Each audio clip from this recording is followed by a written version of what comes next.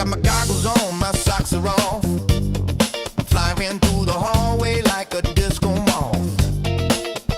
Pitching to the couch, then I loop through the fan. My tiny whoops grooving like a funky jam.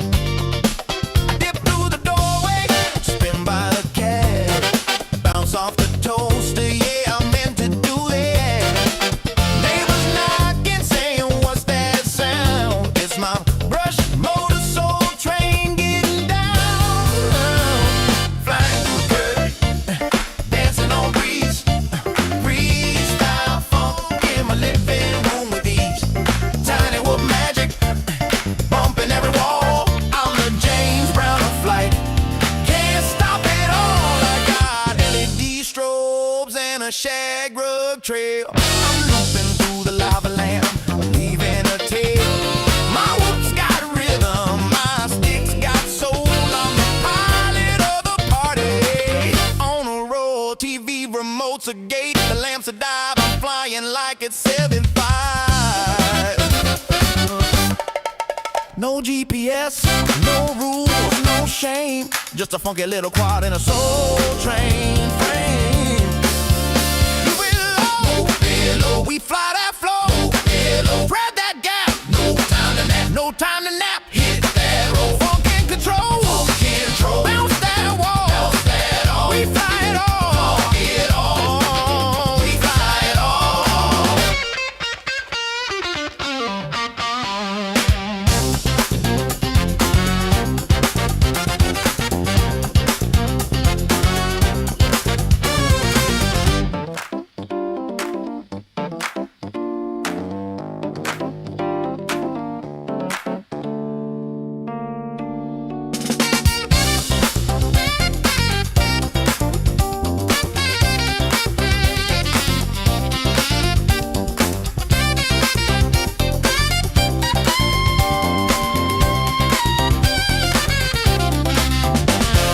Tiny whoop love, funky and free. We fly indoors, we fly with glee. Whoop it, loop it, groove it, move it, bounce it, flip it, funk it, rip it, fly that soul, don't lose control. Tiny whoop love gonna make you whole. I thread the needle through the vinyl stacks, bounce off the mirror ball, never looking back. My quad's got soul, it's got style, it's got sass. It dips through the incense like a blast from the past.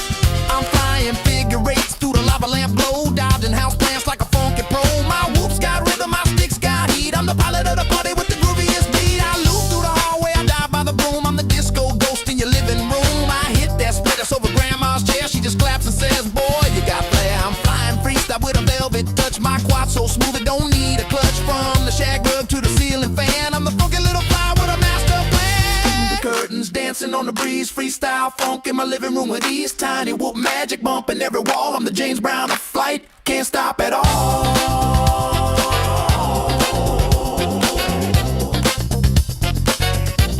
Can't stop at all. Can't stop at all.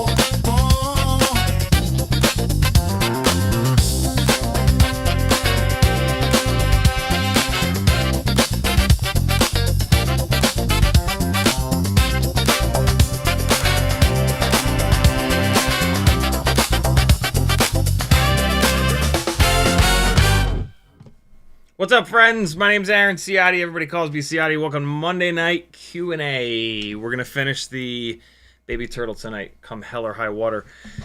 Hopefully. We'll get it at least 99% done so that I can fly it tomorrow and have some flight footage and impressions for the 24-hour, just kidding, 12-hour stream on Christmas. 2 p.m. to 2 a.m. is what we're going to do on Thursday. No stream Wednesday, no stream Friday. You'll be sick of seeing me by Friday. And Wednesday night, I need to wrap presents for the family. So, yeah, a little bit different of a schedule this week, but just wait for Thursday. The first year, well, I guess the first big long stream that I did was during the 24 Hours of Le Mans 4 years ago. And I called it the 24 Hours of Le Stream because I'm not very creative. And 24 is too much. 24 is way too much. 12 is too much. But yeah, that's why I made the 24-hour joke. The greatest thing about the 24-hour stream, hands down, was learning that if you stream more than 11 hours in one shot, YouTube deletes it when it's over. So there is no evidence whatsoever of that 24-hour live stream. That Christmas, so I guess 3 Christmases ago, Christmas of that year, it was like the first year that I was live streaming. Life was rough for me. This was a number of months before my divorce, and living with depression and anxiety, knowing what I know about depression and anxiety, the holidays are really tough. And so that Christmas, I said, you know what? I'm going to do a big-ass live stream. Also, that was COVID Christmas, I believe. And so lots of people were separated from their loved ones. And so I said, you know what? I'm going to stream for 1 million hours so that as many people as possible can have a friendly face, a friendly voice, a friendly asshole on the internet, to hopefully distract them from the reality that is life. And I think after the year that we've all had this year here in the U.S., we all need that more than ever before. Sears made coronavirus look like a fucking look like the sniffles. So yeah, I'll be here for you from 2 p.m. Eastern until 2 a.m. Eastern on Thursday. So come on over. I've got the pink bunny suit from what's the name of that movie? Christmas Fart Bag. The movie with the pink bunny suit in it and Ralphie. I've got that pink bunny suit, and so usually what we do, I have like a red onesie, and I totally stole this idea from Jimmy Broadbent, who is like the main sim racing live streamer. He does a massive live stream for charity, and he does a 24-hour race, and he has a team of him and 3 or 4 other drivers. And he sets a bunch of goals, and you can punish him. If once he hits a goal, there's a punishment, and then you hit the next goal, and there's another punishment. And so I wish I could do stuff like this for charity. I'm not quite there yet. Maybe someday. But if we're gonna, the goal that I've been doing every year that seems to work pretty well is the Christmas story. That's it. Thank you, Fizz, and everybody else that typed it. The goal is $100. Each time we hit $100, I have to put the embarrassing thing on for an hour. So what I usually say at this point is that, you know, the first hour I'll be comfortable. But then the live stream right before it, which actually is this one tonight, somebody will super chat or PayPal $100 and say, "Screw you! You're not getting off that easy. You have to wear the onesie. It is a onesie. Yeah, it is a onesie for the first hour, and so yeah." It's Super Chat and PayPal based. Super Chat's 30%, Google takes 30%, YouTube takes 30%, PayPal, nothing's taken. CiottiFPV.com is where you can get to the PayPal button to support me and keep this live stream going. This is a totally crowdfunded thing. This way, when I review something, if it sucks, I tell you it sucks. If it's great, I tell you it's great. You don't have to worry if, you know, I'm being soft on a product because Beta FPV chose to send it to me. There are companies that send me stuff.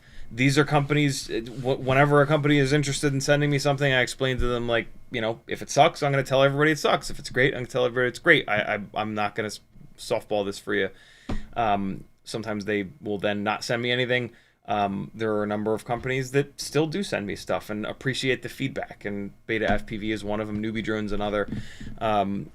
And that's cool. I really that's something that I've always really admired about Beta FPV, and it's not just me.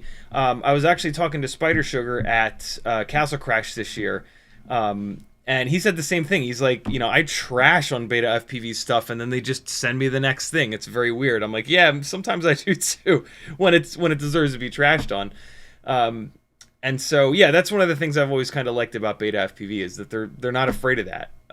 And they take the feedback and, they do something with it, hopefully. Speaking of, there's some Beta FPV stuff that's going to be coming soon that'll be really, really fun. So, yeah, that's what's going on this week. In the chat, if you'd like to talk directly to me, just type @CiottiFPV. You have to type an because YouTube likes to change shit for no reason. In the chat, Frank Nicholas was first. Green Thumb was next. FizzPV, Natter, it's capital C, Whoop Fox, Metal Dirtskin, Uke, Danzil the Terrible, High Desert Rat, Bitter Root, Douglas 6, Danzil the Terrible again, P Money 578, Render, Hendrix Freakazoid, P Rowan, Render, Shankin, Cole FPV. Who else do we have here? Dave's, Chef Bruno. Then I get to meet Chef Bruno at Castle Crash, another Castle Crash person here. FizzPV, Captain Calgary, El Chingon, P Money, Danzil the Terrible. Whoa, YouTube did the thing. Hold on, I'm trying to figure out where I was. YouTube wants me to miss people. Render, Captain Calgary, Danzil the Terrible, Raise. I think I might have gotten everybody. It's hard because I just got zipped to the bottom of the chat, but thanks for coming, friends. Danzil tagged me and said, that's some buttery smooth slow-mo you got there. I can't believe how good the 04 Lite is, just in general, but like at 120 frames a second, chasing like a subject. How? It's an 8-gram camera, VTX and processor, and it's just insane. It's absolute madness. How good the 03 Lite is. I'm really just, my brain is melting. On the 12-hour Christmas stream, we're actually going to, I think I have enough parts to do this full build. We are going to build, by we I mean me, my current, this is the version 2 basically of my 3-inch frame, and yeah, we're gonna put, I don't know what I'm gonna do about the camera mounts, but we'll try to figure something out with the camera mounts. We're gonna put 04 Lite into this, along with a Tune RC Poly F, I don't know, 69 405 maybe, flight controller, and it's going to be set up for 4S. Oh, there it is. Poly F405 V1.2. Not sure what motors we're going to put on it. We'll figure that out. Oh, these are all extra parts for the frame. Look at me. And then we're going to do a Radiomaster XR1, I think, ELRS receiver. And so, yeah, I will have a second one of my frames up in the air. I still haven't had a chance to get out and fly this. When it's daylight, I end up doing like family and or house things. And yeah, it's just super crazy right now. I have flown this a bunch, and it flies great. The next step is bashing the shit out of it. I need to see where the arms are going to break. And so I've got a ton of these Gemfan 3016 tri-blades. And I've got a bunch of these old-ass RCX 1304 5000 kV motors. And so, yeah, I need to find somewhere to fly this that I can just pound the living ass out of it. But that's, I don't know. I don't know if that'll happen tomorrow. That probably won't happen tomorrow. Maybe I'll be able to get out tomorrow. Although, my God, leaving the house a day before Christmas is probably not a great idea. Although, you know what I could do? I could just, I talked about this on yesterday's stream. I could just go down the hill here to the jungle gym and just absolutely abuse this at the jungle gym with all those metal bars and shit. So maybe that's what I'll do tomorrow. Maybe I'll get this out tomorrow and break it. And then on the 12-hour stream, we'll talk about where it broke and whatnot. But yeah, that'll be exciting. I have had this frame. This frame has been in the works for like 6 years. It was initially designed by someone, and then somebody else did some revisions, and then Ryan Harrell jumped in, and he was interested, and he went pretty ham on this and did something really, really, really cool here. And so yeah, this is like this is what I've always wanted from a 3-inch frame. The main thing, to be completely honest, though, is just motor protection. Just devil horns on the ends of the arms to keep the motor safe when you crash on your side like this or a little bit like that, because that's what really kills motors, especially T-mount motors or just micro motors in general. Micro motors typically only have a 1.5 millimeter or 2 millimeter motor shaft, even though they could do a 3 millimeter if they would just listen to those of us that actually crash these things. And yeah, the motor shafts are a super, super, super weak point of micros, and it's why, in my opinion, a lot of people don't end up flying micros, which is like hard micro freestyle, because it's kind of like the dream, right? Like it's not a death machine that's going to kill someone. It's quiet enough that if you're not hammering on it, you can fly it like in a city or around people or whatever. But typically when people build these and fly them, they're not durable. They crash a bunch of times and a motor locks up, and it's the motor shaft. They replace the motor, which is a pain in the ass because everything's smaller. They go out again, they bang up another motor because it's the motor shaft bending, because a 2 millimeter motor shaft is not enough for 250 grams and or just the power that these things can make. And so, yeah, and unbelievably, there has not been a single like 3-inch freestyle frame that I've ever seen that has half decent motor protection on the ends of the arms like this. It's just completely insane. And yeah, I don't really have any interest in selling or making products, but just because nobody would listen or make something that's durable. Yeah, I spent a little bit of time, although to be honest, Ryan Harrell spent most of the time on this. He's who we have to thank for this.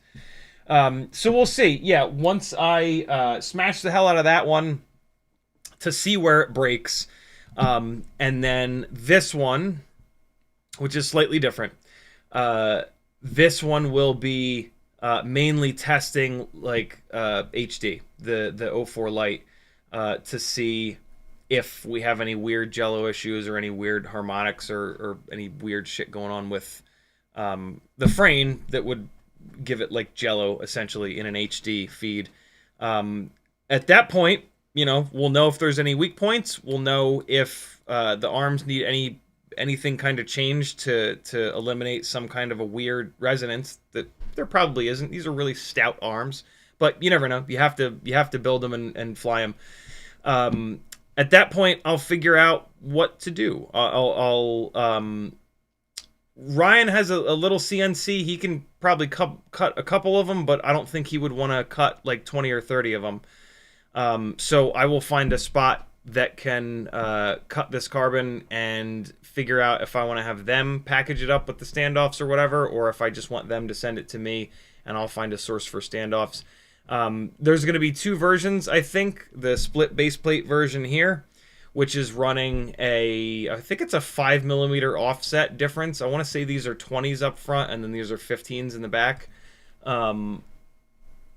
Yeah, that makes sense. The rear part of the base plate is 2 millimeters thick, and then the arms are 3 millimeters thick. So in a split base plate frame, that's the offset that you have to run between the front and the rear standoffs. Thickness of the arms, thickness of the rear part of the base plate. There will also be a solid base plate version, which is what this one is built off of here. On the solid base plate version, you can run the arms. You'll be able to run the arms on the inside if you want to slam it as low as possible, or you can do it the standard method like I have here with the arms on the bottom. And there might even be a super, super, super lightweight option for the solid base plate version, which is basically this, but it will be carbon fiber. This is like the heavy duty version with a full-blown sandwich plate here. This is how I would personally build it, so that you've got a little bit more. Basically, the arms are being pinched here, so the arm is going to be nice and strong because you've shortened the arm. But Ryan thinks that with this piece in the middle and without this sandwich plate, it'll be totally fine, the way that he kind of engineered it. So there will probably be this little guy in there if you want to save a little bit of weight on the solid base plate version. I believe the split base plate version is a little bit heavier because the front part of the split base plate is 3mm thick carbon, because you tend to smash that into the concrete on the chin here. And so, yeah, the split base plate setup is kind of more durable, basically. But, yeah, build options for you, man. That's kind of something else that I've always wanted from a frame and never gotten it, right? Just a couple simple options. Maybe even you get both base plates. It probably is only a couple bucks to put the extra base plate in there, and that little piece. Well, I guess it would be the extra base plate, and then it would be that little oval piece, and then it would also be that bottom sandwich plate thing. So I mean, we'll see. If it's like an extra $5, yeah, I'm gonna throw them all in there, and then you've got an extra base plate. If you manage to break the base plate that you build it with, then you can change the build. It's gonna be kind of annoying because you're gonna have to change the entire build from either split to solid or solid to split. But hey, that'll be a cool opportunity for you to try it the other way and see if you like it. So there you go. Denzel the Terrible says new cam looks good, but I think your blacks are a little too light. Yeah, I'm kind of struggling to get it dialed all the way in. It just takes me a minute. I lightened it up a little bit more. It's on the battery again, so we're gonna see here what's going on with this. All right, so that's coming down to f6.3. See, I think that's better. What's weird though is like my face starts to look really like blotchy and shit. This is an old, I will say this is an old black shirt, so this is not a black shirt. You know how black shirts when they get old they like lighten up. Yeah, like this is like this side of my head is a better representation. Like this is, I think this is 100% black. It looks like there's no detail in the shadows here. But yeah, although wait, that's with it dimmed down. That's with it darkened up. So if I go up to f5.6, yeah, I don't know. I'll leave it here.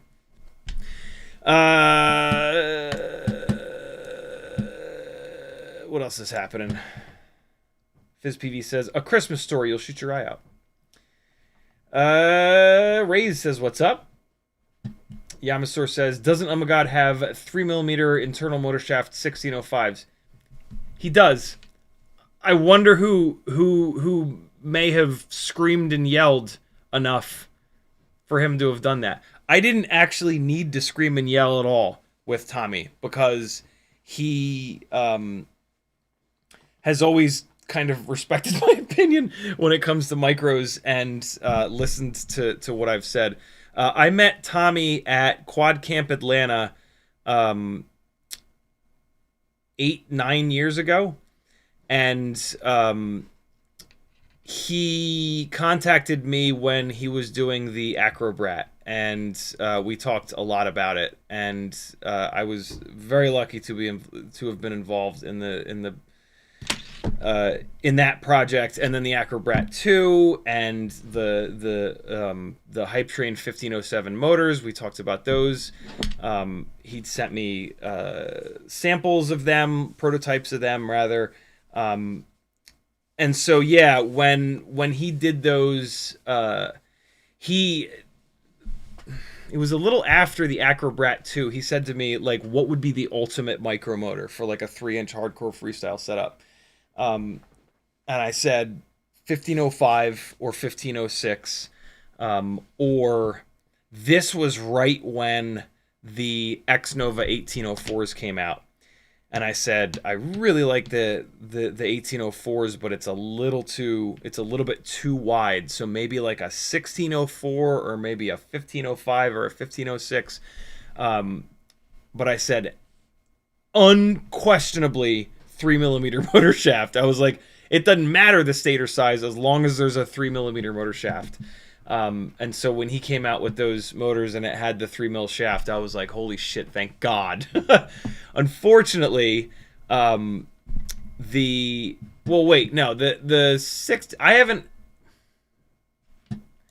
2004s were the ones.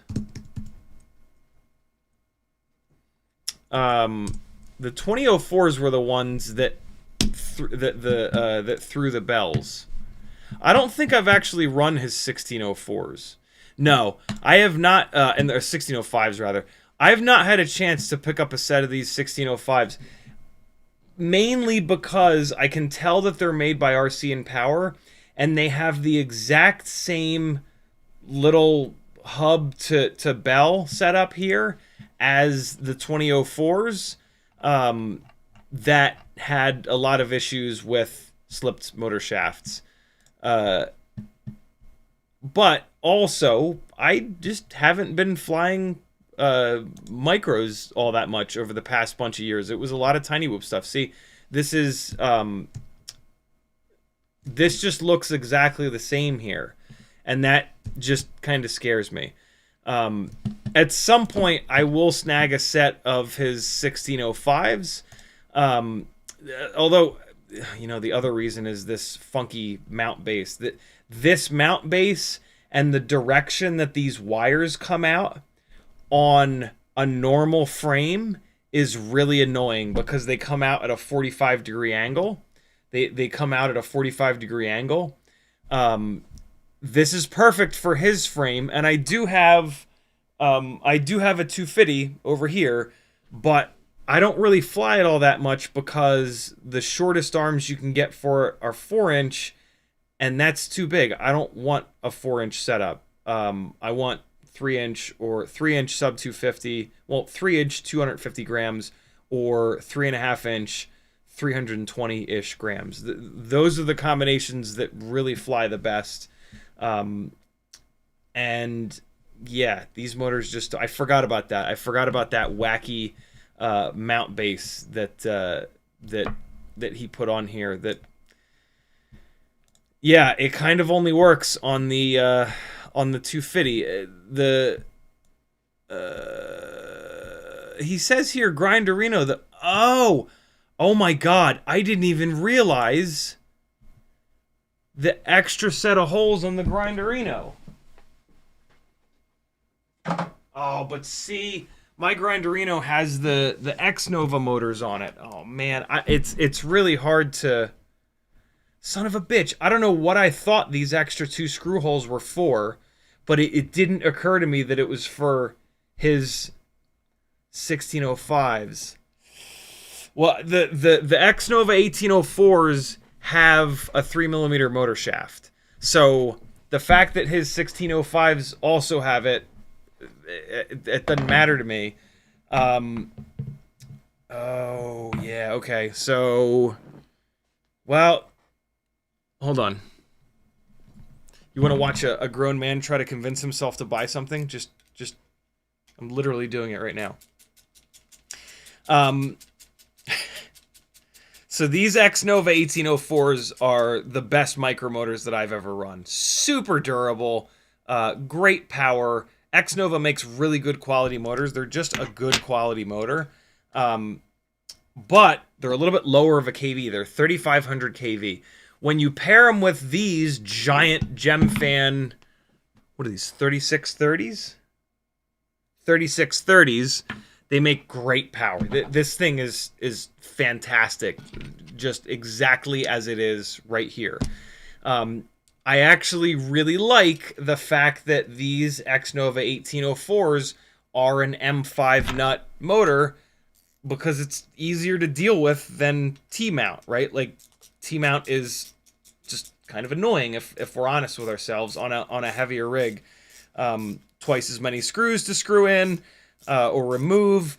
You drop the little fuckers on the ground and you can't see them when you're out flying, right? Like, if we can run M5 mount, we kind of should.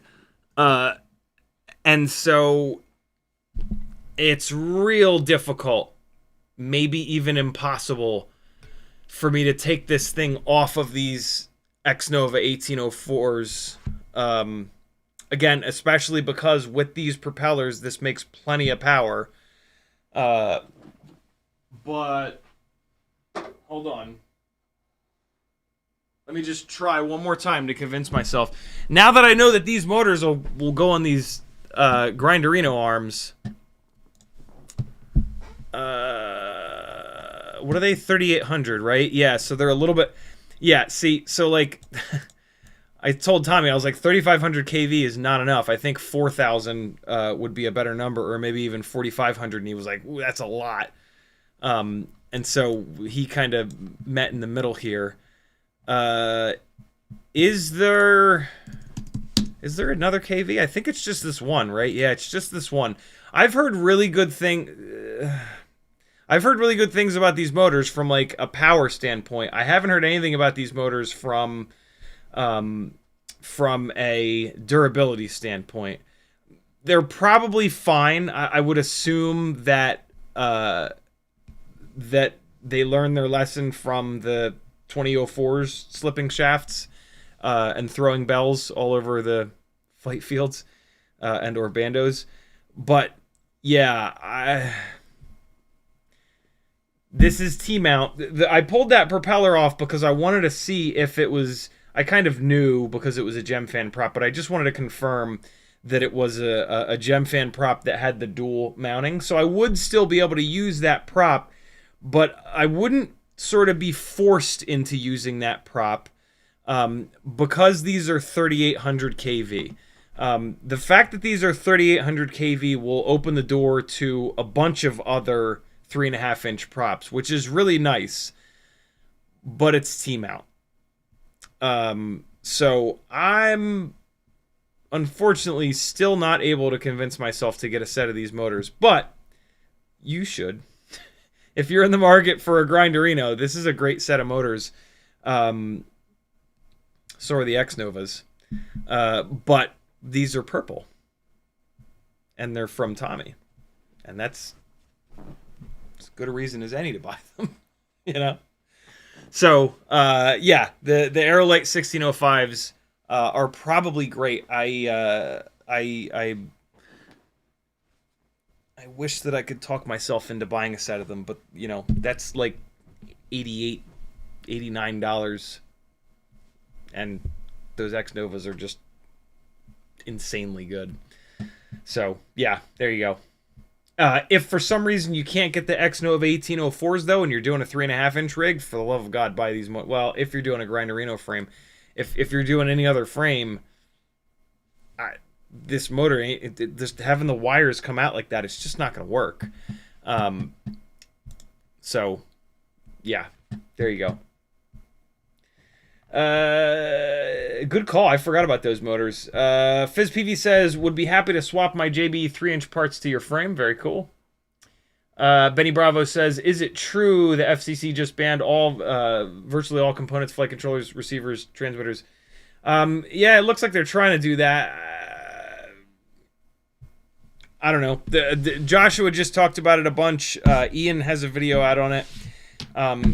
The FCC can't do that with motors. Motors do not have anything to do with them.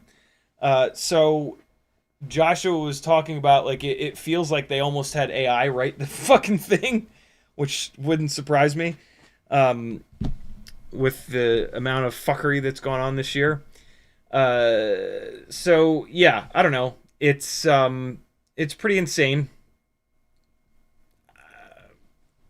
I don't know. As hobbyists, there's a chance that we'll be totally fine. We'll just have to order from different shops. I don't know. It's weird. And like they just said they're no longer like targeting China. They just used the word foreign countries, which is like everywhere. And so it seems completely insane. But, you know, we got 3 more years of of every single day being completely insane and gross and awful. So Merry Christmas!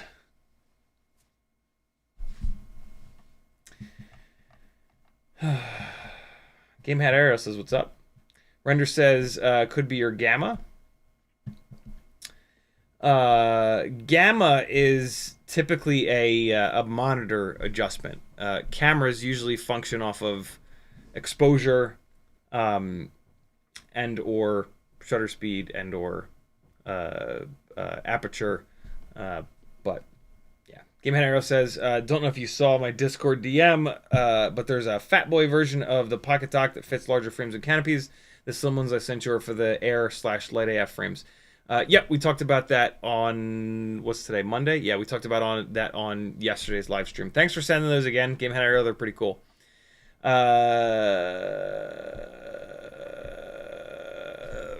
about that. Gamehead also says, I talked to Jesse about 1mm versus 1.5mm shaft on 802s.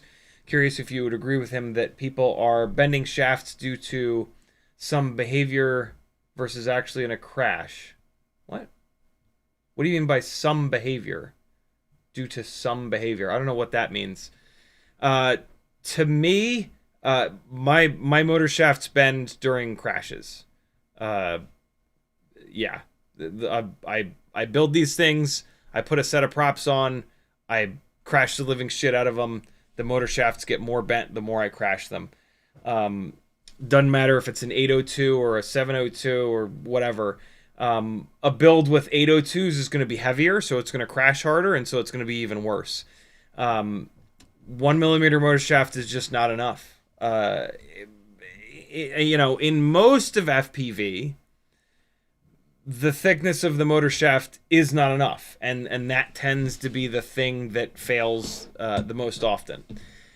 So you could argue, hey, tiny whoops are exactly the same as the rest of FPV.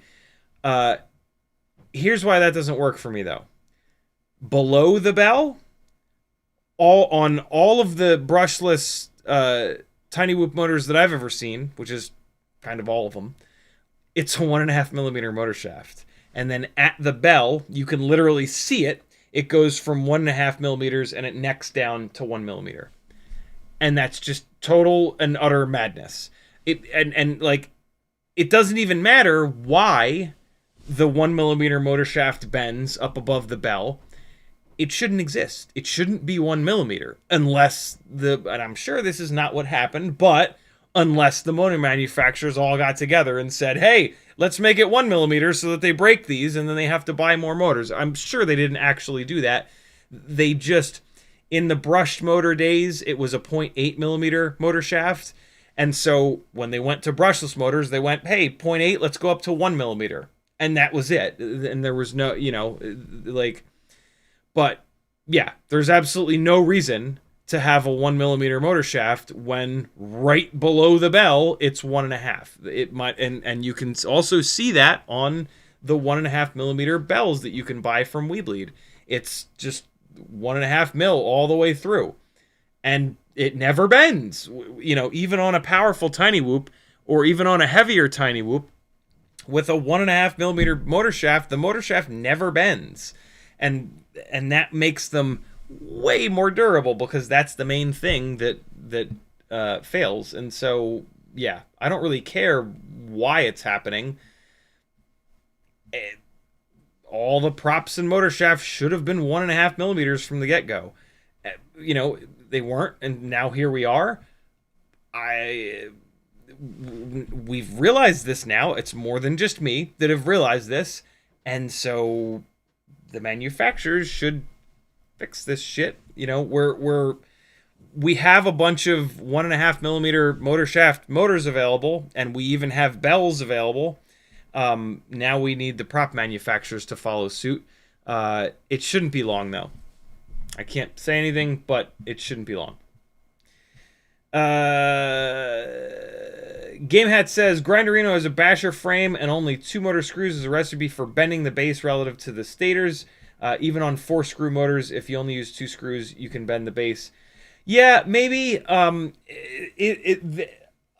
would agree. I agree. But without having run those motors, we can't be totally sure. The difference between the amount of energy in a 5-inch rig crash and a 3.5-inch or 3-inch rig crash is exponentially different. And so there is actually a chance that those motors are totally fine. The fact that Tommy worked with Bot on that frame leads me to believe that it's fine that there are 2 screws like that, because I would assume that DJ crashed the living shit out of those motors and they were fine. But you know, not having tested them personally, I can't be totally sure of that. So yeah, that's tough. But you never know. We can theory craft all we want. FizzPV says, are there 1404s for 4S that use nuts? Nope. The smallest motor that uses M5 nuts is the RC & Power 1506, which is a really powerful motor.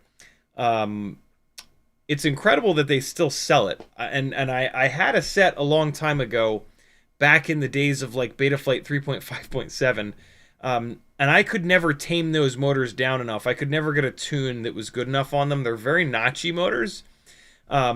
Now, with our current versions of Betaflight, I'll bet you could pretty easily, or it might not be an issue at all with those motors. And so I'm really tempted to get another set of those motors, but I don't really have much of a use for them, to be completely honest. The 1804s are perfect on these 3.5-inch builds.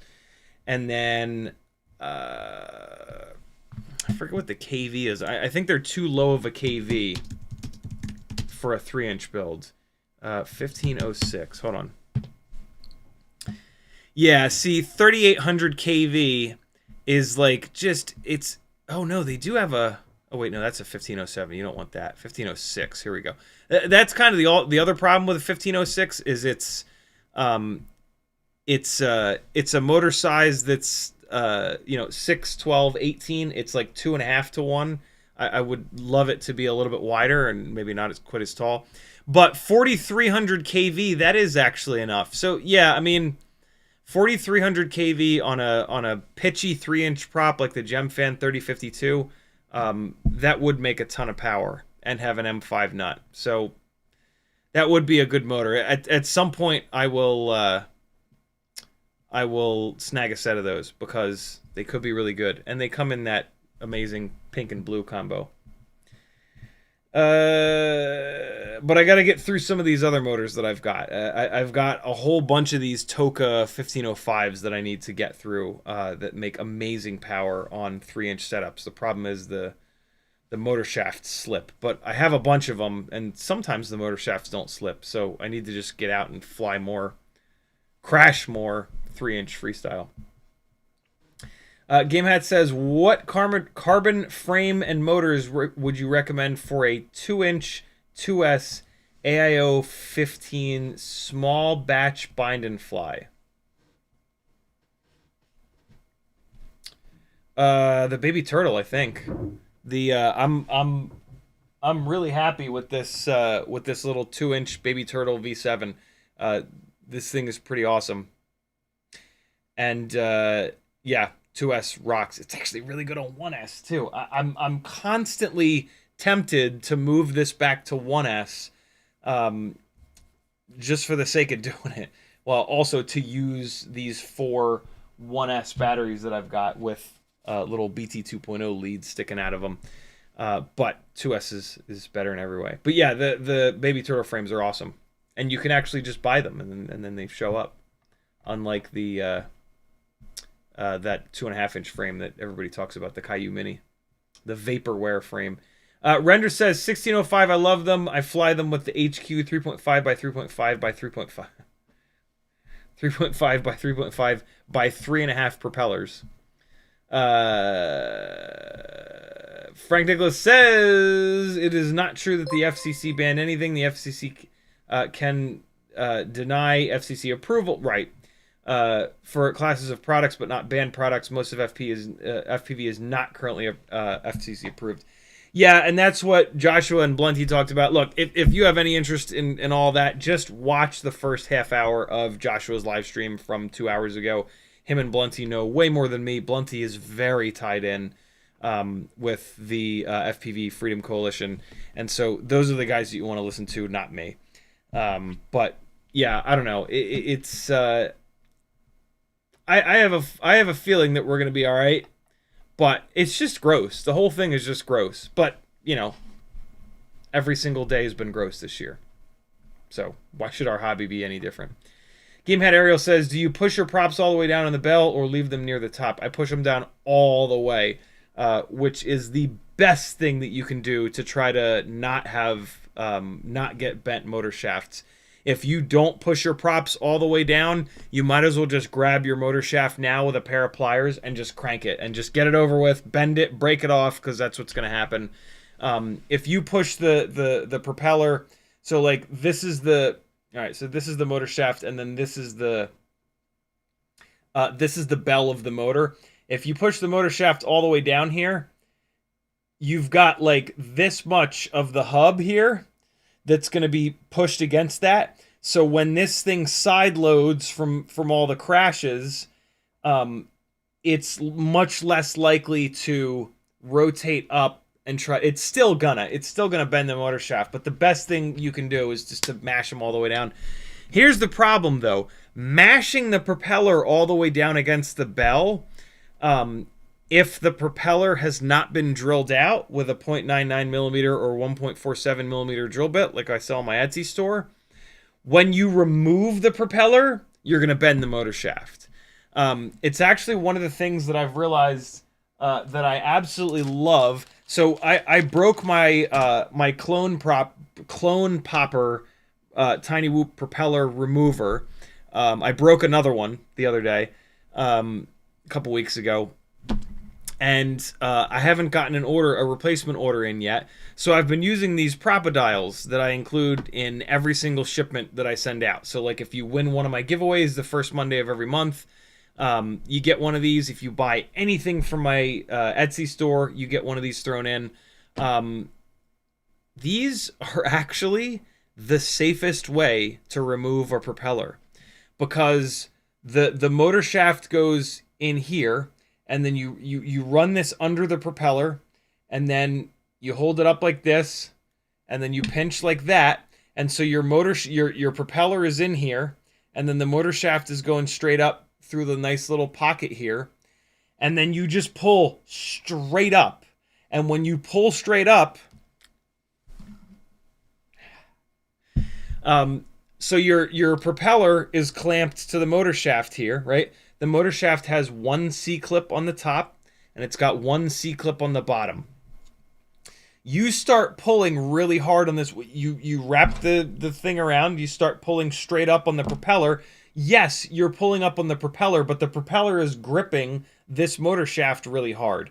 If you pull straight up on this, all it's going to do is pull this C-clip into the stator base, and you're never going to break that.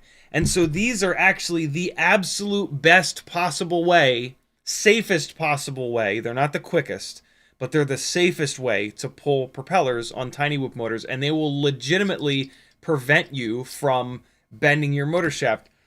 all of the prop pullers, all of the prop poppers have a set of claws, and when you push your prop all the way down here, in order to get those claws under, you got to kind of like, you got to just put, and when you're doing that, when you're kind of sneaking them under here, you're pushing up on only this one side of the propeller, which is side loading the shit out of this. I think that during crashes, you put more abuse into these motor shafts, but it's not helping anything for you to be jamming a prop popper under just one side, and then eventually you get it all the way in there, and then it pulls straight up and off.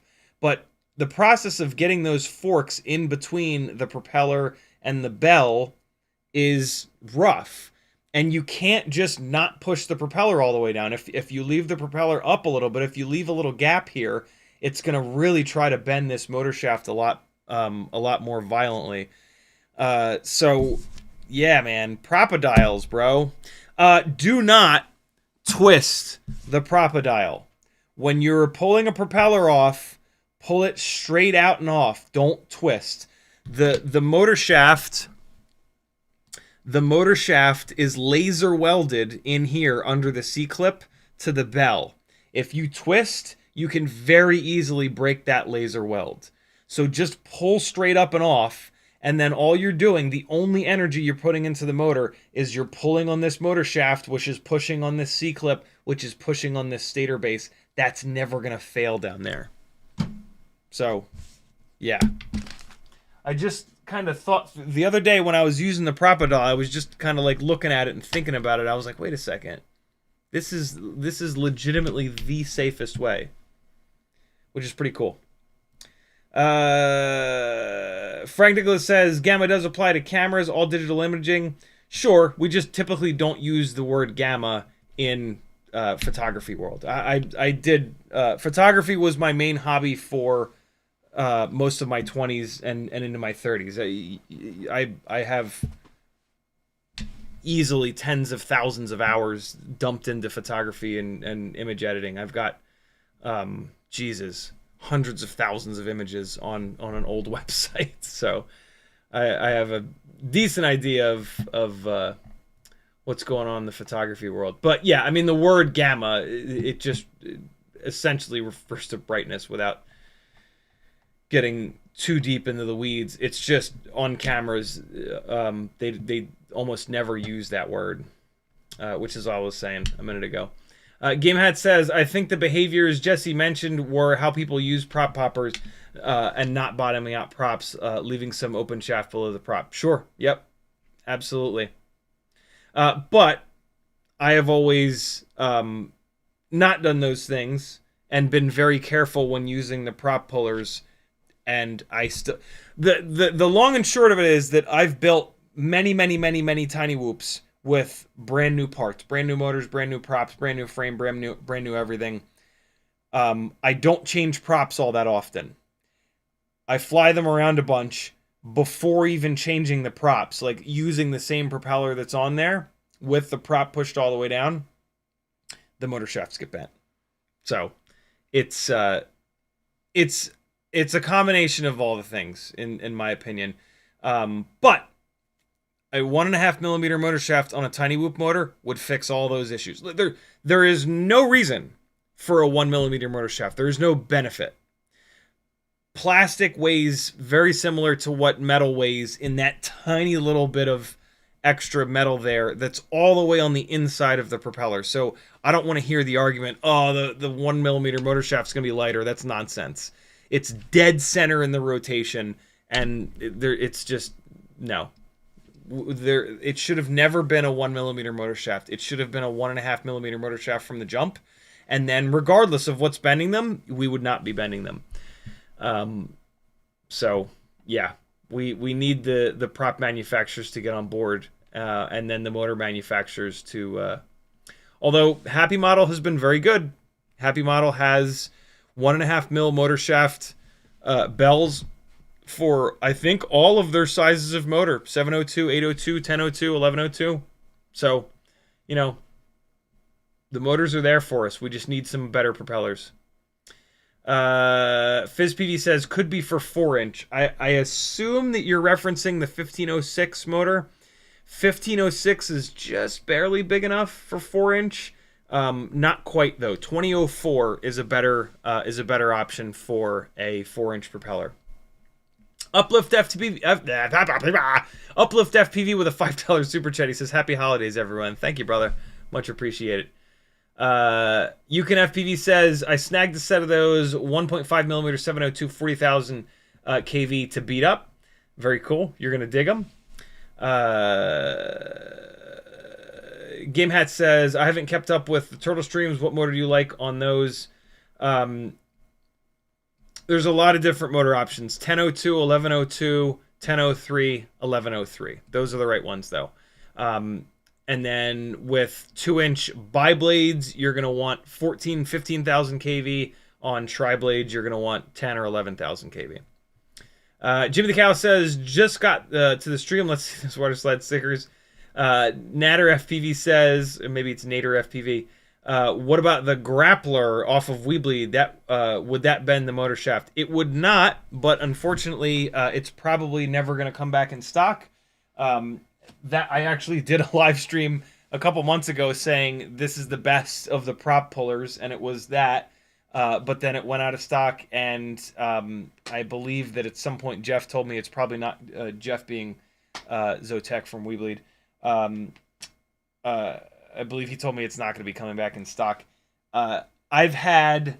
it's funny you mention that, because...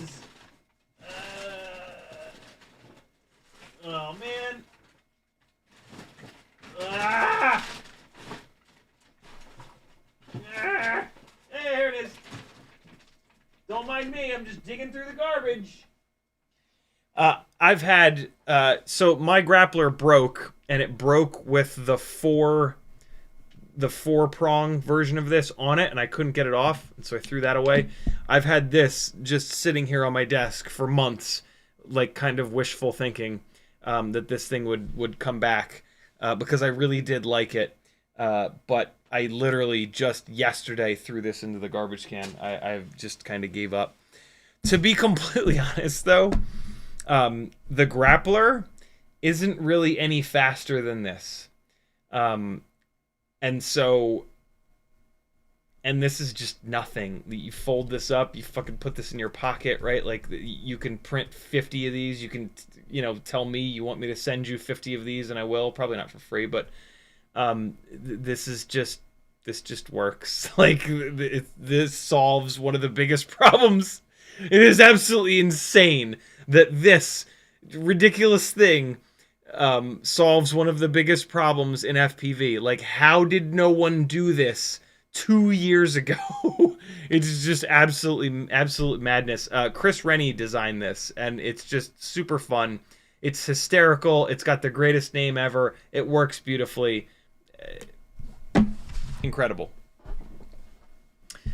Gamehead Arrow says, "VCI Pro Lite / Pro DB have a little collar so that your propper can go under easily. Would be nice to see more motors do that." I actually don't like that, though, because when the motor doesn't bottom out on the bell, you don't get that advantage of the motor hub helping the motor shaft not take the hit. If there's a gap that allows the popper to get in there, then you're just relying on the strength of the motor shaft the whole time, right? So, yeah, I actually don't like the motors that do that. I prefer motors that will allow me to completely bottom the propeller out. And I've seen it in durability. Like, the motors where I can't bottom the prop out, the motor shafts bend earlier than the Happy Model bells where you can smash the motor shaft all the way down. Could be that, RC and Power, Beta FPV, Newbie Drone are using a different material for their motor shaft, and Happy Model is using a better material for their motor shaft, but I doubt it. So, it's a, just one of those things. Tokyo Dom's in the house. He says, "I'm all about weight savings, but even I agree 1.5 millimeters should have been used from the start, but hey, at least it's better than the 0.8 millimeter like we used to have." Yeah, for sure.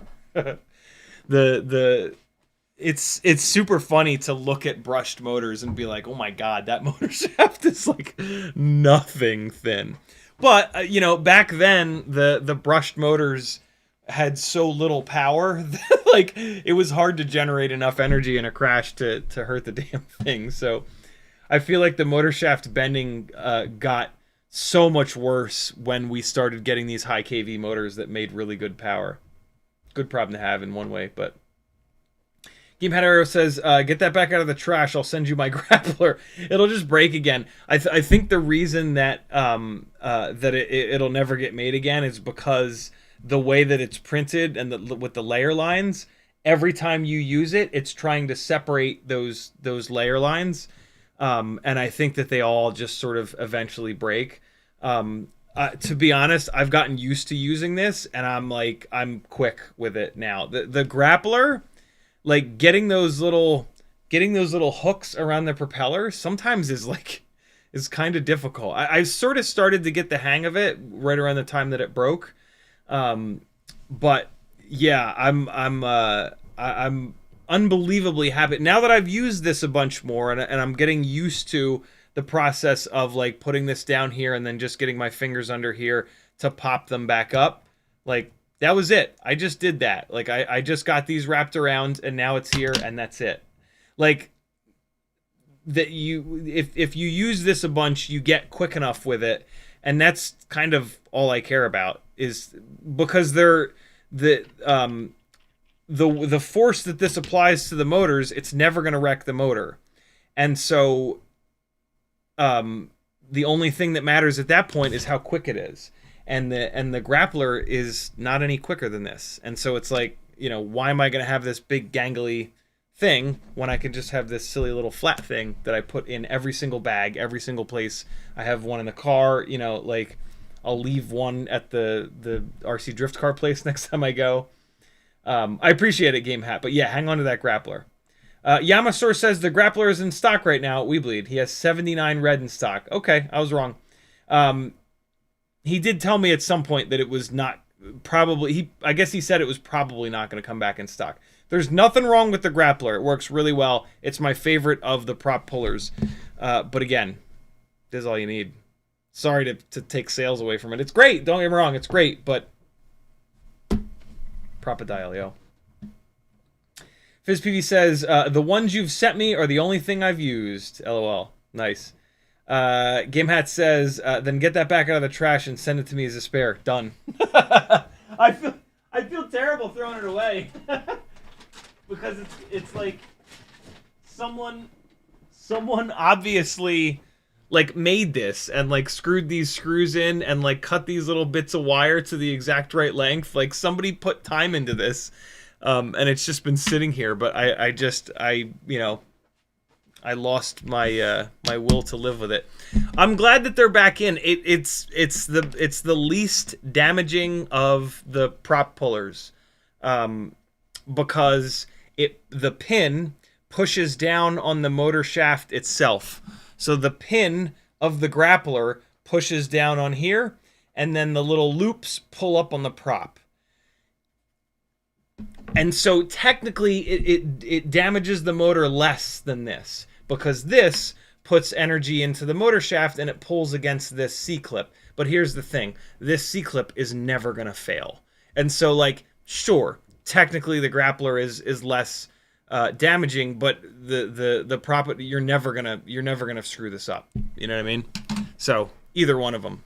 But yeah, nothing wrong with the grappler. It's got a cool name too. Machine Creature says, do you have a link for that print? You know, I don't. But if you order something from my Etsy store, which supports me and allows me to literally keep doing this, which is becoming harder and harder with what's going on in this country, and will continue to go on for the next 3 years. Yeah, I'll send you one. Propodile.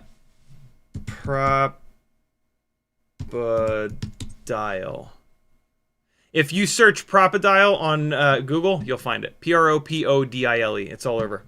It's all over the place. But let me send you one. Support me so I can keep doing this and keep telling you cool shit that'll save you time and money and effort. And yeah, you'll get a free one. You can even say, like, hey, please send it to me in such and such a color. because I have them in a bunch of different colors ready to go. And I guarantee you there's something on my Etsy store that you need. I've got 0.99 millimeter and 1.47 millimeter drill bits. One of these might be out of stock. I gotta check that. This way you can drill out your propellers so that you don't get them stuck on the motors anymore. That's one of the best things you can do to save your motors. I've got the custom little ORT, perfect length for a tiny whoop antennas. Lots of fun stuff. All right, let's go. Here we go.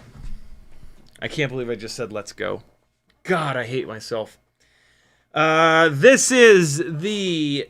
Oh, by the way, this is the Pro Turtle 2-inch that I'm building here. 2.5 millimeter bottom plate thickness is what I got. And then I got the purple carbon, which is an extra $1.50. And it actually, I got two of these. I got the V7 and then I got the Pro. The V7 I already built, it's analog. The V7, I did 2.5 millimeters, but I did T700 carbon, which is supposedly slightly stronger. The T700 carbon is 2.5 millimeters. The Pro Turtle that I got with the purple carbon, it's not 2.5 millimeters. It's actually 2.8 millimeter thick carbon. Doesn't really matter, but, you know, in case you were wondering. Slightly thicker carbon. The purple looks so goddamn cool. It's almost like a holographic purple. It really doesn't come through well on the camera, which is incredibly frustrating, but it is just so cool. I really... And I've heard from multiple people that know carbon fiber that the whole T700 carbon fiber being stronger thing is bullshit.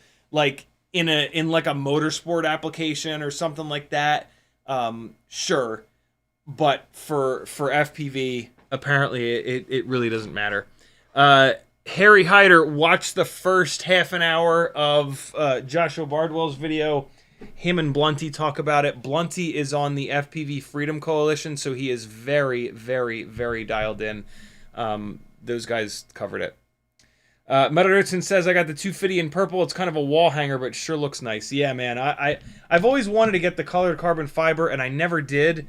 And that makes me sad. I really wish I had sooner, because it is just beautiful. So, between yesterday's live stream and today, so yesterday what we did is we figured out the orientation of how we were going to mount these two boards, and then I soldered on these motor plugs because I want this thing to be serviceable. Direct soldered motors on something this small, you're not going to be able to service out in the field. This thing having an 04 Lite in it, this is probably going to get used on actual gigs that I fly. Mainly live broadcast gigs. Having something this small and safe and quiet and fun to fly around is probably going to be an absolute blast. And if I were to crash this thing and the motors are direct soldered, there's just no way in hell that realistically I'm going to be able to swap a motor out. With the motor plugs, it's as easy as removing 3 screws, pulling the plug, and I can easily swap the motor out. Also, I do a lot of testing here. And so being able to just plug a set of 1003 10,000s in, and then a set of 1103 11,000s, and then a set of 1102s, to test different motors, it's just, you know, amazing for me. So I've chosen to do motor plugs. Is it going to have a little bit less power? Sure. Is it going to be a little bit less efficient? Sure. Is it still going to have plenty of power and be plenty efficient? Absolutely. I've had no problems with getting enough power on these 2S builds and runtime. So not worried at all about it. If you want the absolute peak performance out of a setup like this, absolutely direct solder the motors, but just realize that, like, you're gonna bend motor shafts, and it is gonna be annoying as hell to replace those motors. The motor plug thing, it allows me to like justify flying these things really hard because, oh damn, I bent a motor shaft. That's gonna cost me $11 whole and like 5 minutes of my life to change it out. It's a thing that for me, I end up having a lot more fun being able to kind of quick swap the motors. But it's not for everybody, and if it's not for you, that's totally fine. Between yesterday's stream and today's stream, I figured out the length of the standoff screws here, or the stack mounting screws rather. The standoffs that this Pro Turtle 2-inch comes with are 15 millimeters tall. This carbon fiber is 2.8 millimeters thick. So I have gone with, well, all right, so to explain something here. The top plate, when it sits on here, there is the front screw, the front stack screw, and the side stack screws don't hit this. But the rear stack screw is perfectly lined up with the carbon fiber back here. So it does hit. All right. And so what I tried to do was use M2 by 16. This screw here is an M2 by 16. These three are M2 by 18. I could use an M2 by 18 back here, but it just barely touched the top plate, and I don't really want that. It would almost certainly be fine, but I just don't want to deal with that. So what I did is I put an M2 by 16 on this rear, and then I put 18s on these front three. And what I'm going to do is use a 1 millimeter, the M2 by 16, when I stack both of these guys up, they sit really high, and I basically don't have any thread exposed. It's okay because I set this up so that I can squish these down. And so what I'm going to do on the rear with the 16 millimeter tall screw is I'm going to use a 1 millimeter thick nut. And it's fine, I've already tested it. On the sides and on the front, I'm going to use the normal 2 millimeter tall nuts that are a lot stronger. I've built these micros before, and I've used 4 1 millimeter thick plastic nuts, and they go popping off or they vibrate off. They're a total pain in the ass. The 2 millimeter nuts are much better. This also gives me the option, if these 2 millimeter plastic nuts are vibrating off, this gives me enough extra screw to run nylock nuts, to run metal nylock nuts. But a lot of times I'll try to run these plastic nuts initially and see if they stay, see if they won't vibrate off, because they're a little bit lighter, and I have tons of these. I'm actually running out of the aluminum nylock nuts, which is another reason that I'm going to try to run these plastics first. So that's what I did off stream. I just figured out the mounting. I've got a 1 millimeter metal nut on the bottom here. That's really important because you can't have these stack mounting screws be wobbling around. If I were to not run nuts on the top of this carbon fiber frame, these screws would be able to move around like this. And that is horrendous. When you get vibrations coming through the motors, the stack will start to make its own vibration, and it just fucks everything up. It's just awful. It's super, super, super important to have some sort of a nut on top of your stack mounting screws. I've done it before with the plastic nuts, but it just makes me a little bit nervous. So I have a bunch of these little 1 millimeter metal black M2 nuts, and so I really like to use these. It just makes this completely bulletproof. And it's just, yeah, it's the best possible way of doing it. I have no idea where I got these guys from, but I'm sure if you search around enough for M2 metal 1 millimeter thick nuts, you'll be able to find 100 packs somewhere. If you do, let me know where you found it, because I'm actually running out of these as well. So that's pretty much all I did off stream. I did 3D print a couple of things.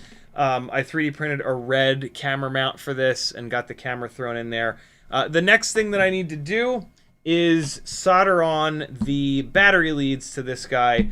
I'm very tempted to use this really cool Flywoo XT30 that came with this AIO, but I think I'm going to go BT 3.0. There's nothing wrong with doing XT30 on these 2-inch builds because they've got plenty of power, plenty of runtime, but the BT 2.0 setup saves a significant amount of weight. It saves like over 2 grams. Mainly, I mean, yes, I'm sorry, BT 3.0, not 2.0. Yes, the BT 2.0 plug is a little bit lighter than the XT30, but the real weight savings is the fact that the BT 3.0 batteries don't have a balance plug. So they don't have 4 extra wires coming off, and then the extra balance plug and the crimped on connectors. So yeah, for these really small builds, BT 3.0 is kind of the way to go. The other thing that I really like about BT 3.0, well, the other thing that I initially really liked about XT30 is that you can get these really nice little 3D prints here that have a spot for the XT30.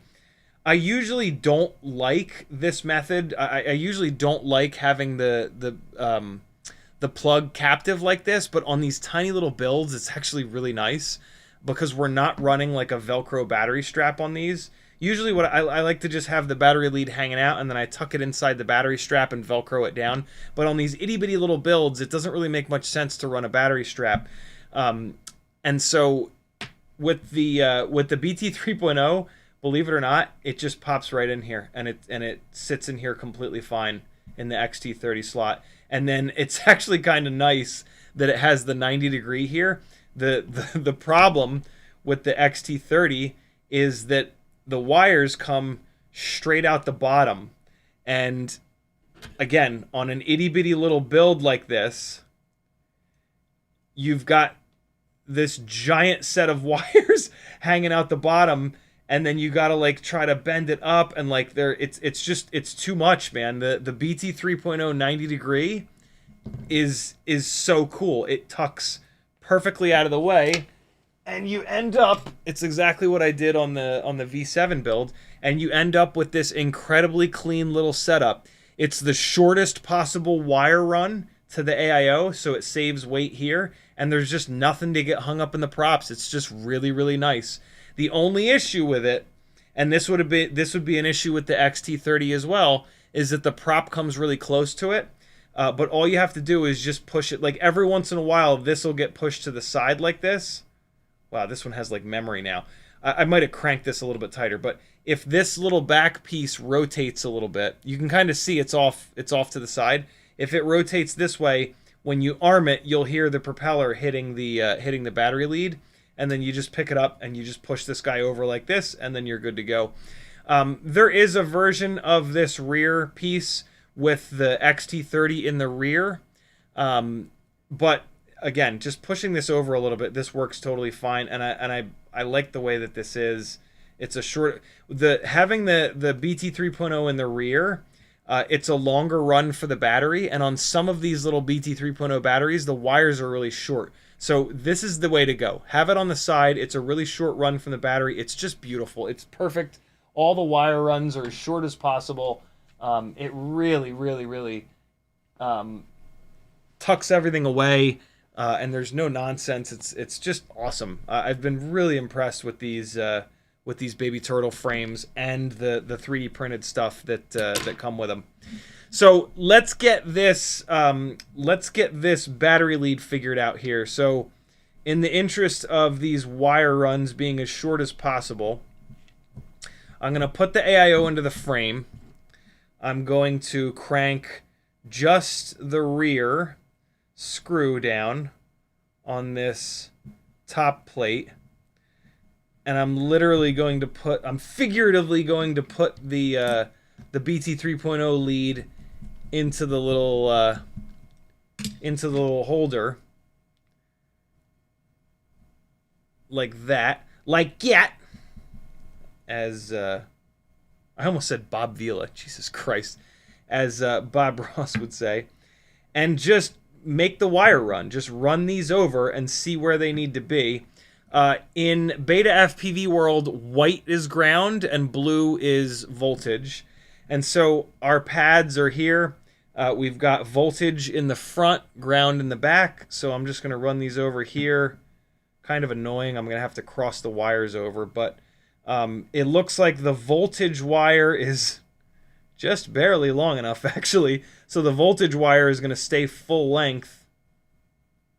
I mean, I'm tempted to leave the ground wire full length too. I could cut the ground wire down a little bit, but I'm actually going to leave it. I'm going to leave these full length. That's interesting.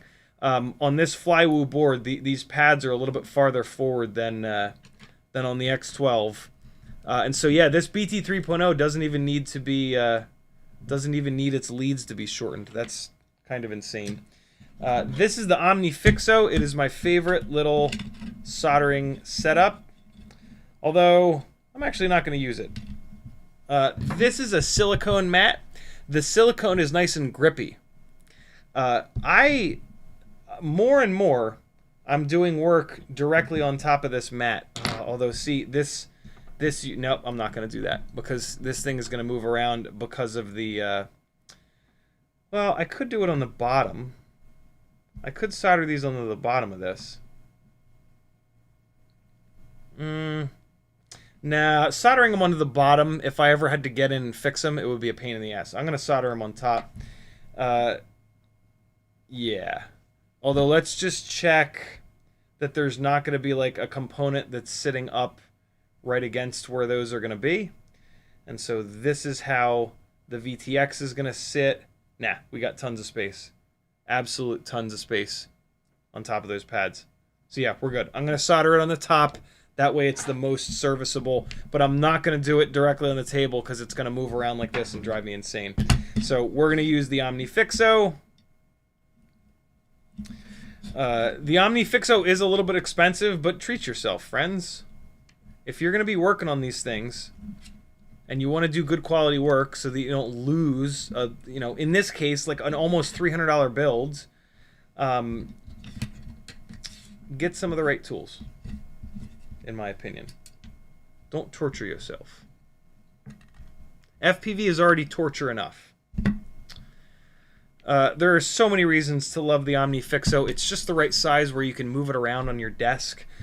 So that you're not like rotating your hands around in some insane position to try to get the work done.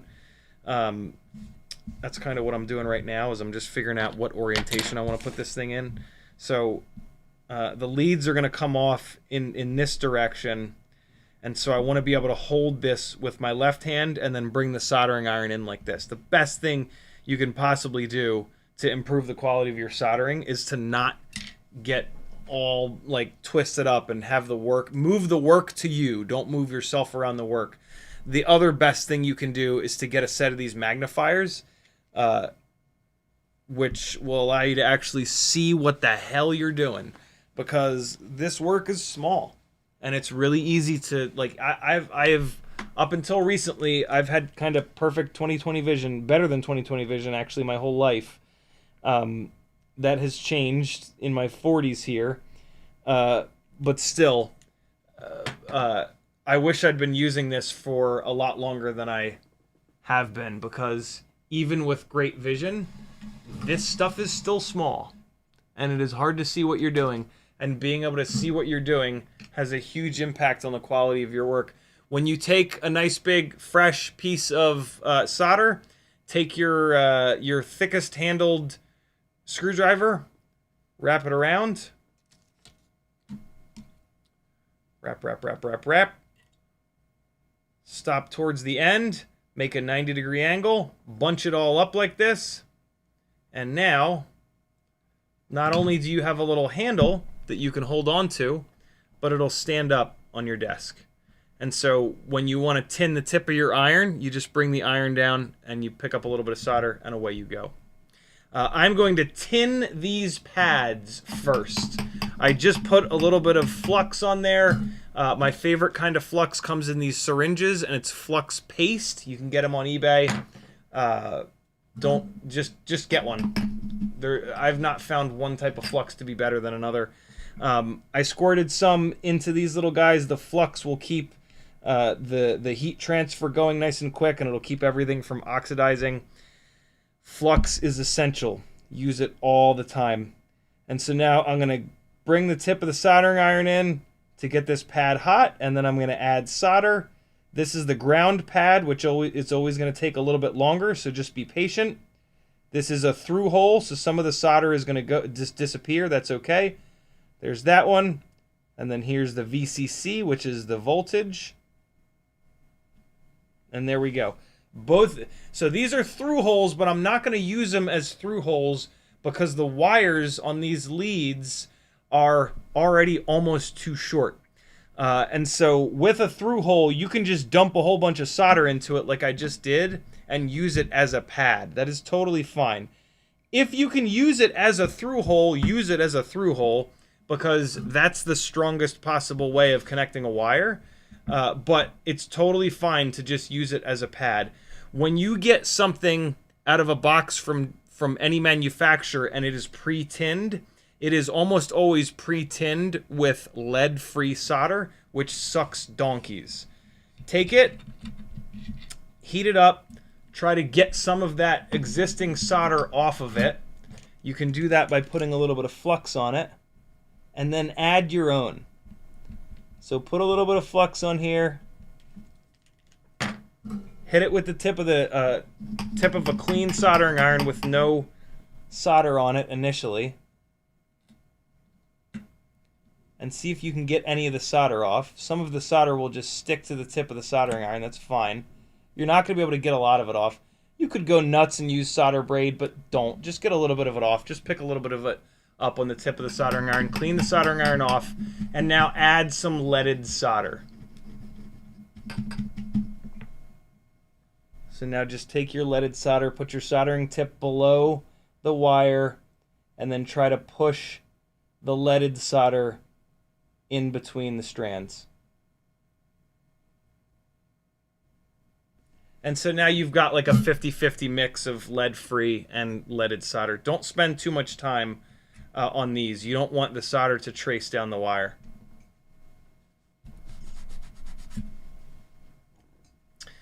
All right, so we've got the ground pad and the VCC pad. I'm going to do the ground wire first so that I'm not crossing over myself. And so where's the rear? There's the USB port. So this guy is going to try to put like try to put the connector like roughly in the orientation that it's going to be so that the wire is rotated correctly. If I soldered this with this connector opposite, you know, this wire is now firmly soldered like that, and then when I put this in, I've got to put a half twist in the wire, and it puts a little bit of stress on the wire. Don't do that. There's no reason to do that. It's not a big deal, but it's just one of those subtle little things. So hold this guy up. I don't have to actually hold it up. Now that I know the orientation that it's in, I can rotate it over here like this. It's about this twist. It's not about like where you're holding this. And so I'm just going to hold this guy up here, and I'm going to try to do this freehand. I could certainly use the extra OmniFixo or tweezers, but a lot of times I'll do the very first one freehand here until I have a problem, and then I'll switch to tweezers or the OmniFixo. But let's just hit this real quick, see what happens. It's just quicker to do it freehand. And we're good. While it's still warm, I'll use my fingernail and just put a little bit of a bend in here because that's the direction that it's going. Cool. And now the voltage lead is going to be the short one. This is sitting up here, so I'm going to run it on top. Doesn't really matter, to be honest, but I'm good at being pedantic, so why not be pedantic? Gotta stick with what you're good at, right? And fuck it, I'll do this one freehand too. Just making sure that this is right side up. Yeah, this will be fine. Trying to get my fingers as far away from the pad as I can so I don't get burned. Clean the tip of the soldering iron when you remove it from the stand, not when you put it back in the stand. Put it back into the stand dirty, and it will prevent the tip from oxidizing. It's actually a good thing to put your soldering iron away dirty. And there you go. What you want from a solder joint is smoothness. If it's shiny, congratulations. But a round, smooth joint is more important than it being shiny. I'm going to fix this goddamn camera. I'm tired of this camera looking like this. Where the hell's Camo Studio? There it is. Hang on a second. I'm going to set it to auto white balance. And then... well, in this case, I'm going to have to use the manual focus. But this is... oh, shit, I hit the manual focus the wrong direction. That's infinity. There we go. You just want the solder joints to be smooth. Like, these are nice and shiny because I used a bunch of flux and I was quick on the pads. But the big thing is that they're nice and smooth and there's no weird, like, craggy bits on there. You don't want sharp angles in there. You want the whole thing to be nice and rounded off. This is technically ever so slightly too much solder, but I would rather have a little bit too much solder than not quite enough. And then I don't think I'll be able to get this under. No, I can't get the camera under there, but well, maybe I can. The bottom of the through holes is not a mess either. It's just a little tiny blob of solder, and that's totally fine. So that's a nice looking little solder joint. Technically, like, if you see, this is why. Oh wait, no, I have it set on manual focus. See, it hunts focus though. It's weird. Whatever. Quick Camo Studio. Technically, you want the solder joint to be convex. Like right now, it's concave. The solder joint is like this. It's concave. Technically speaking, you want it to be convex, but it's really hard to get that. And in my opinion, it's more important to spend less time dumping heat into these electronics and have a little bit too much solder on here like this than to go back and redo it or try to get... Because, again, it's way easier to have too little solder than too much. And so, in my opinion, have too much solder on there. Don't have, like, a giant ball on there that's, like, damn near bridging into, you know, stuff that's next to it. But, yeah, I would much rather have a little bit too much solder than not quite enough.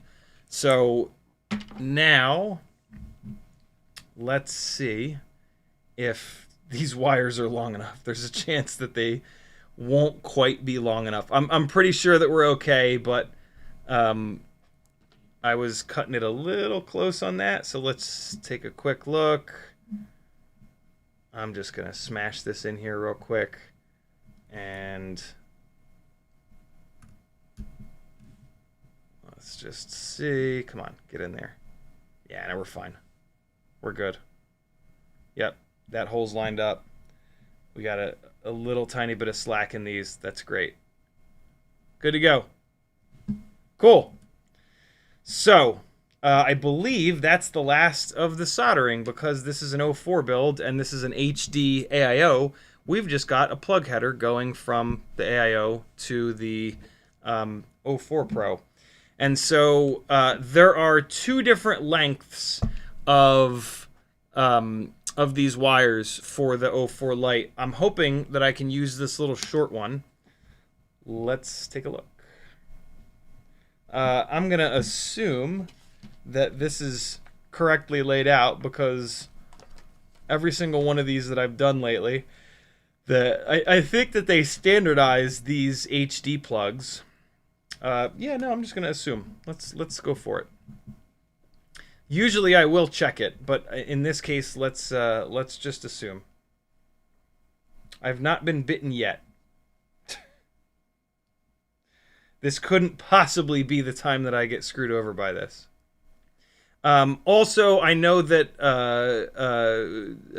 Rotor Riot War Crimes uses this AIO for their Vision 40 builds, and I'm pretty sure that they would not be repinning all of these guys on that build.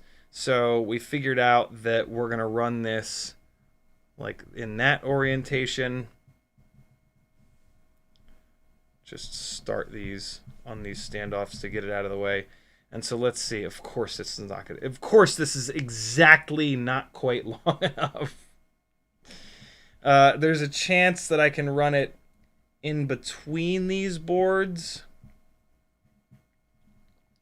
Water Wyatt Warquimes is a that's a joke from Izzy Boop that I always thought was absolutely hysterical. That becomes more and more accurate as the days go on, and more and more of our hobby gets drug into the military space, where it will inevitably someday be completely and fully banned because of some fucking bullshit. It's hard, man. I don't know. Like on one hand, it's like, well, fuck it, might as well make money off it now. But at the same time, it's like, well, I mean, there's no chance that that won't blow up in our faces and ruin this for all of us. So, like, what the fuck? And the whole link between the Trump Jr. or whoever it is and Unusual Machines is kind of gross. But, you know, whatever.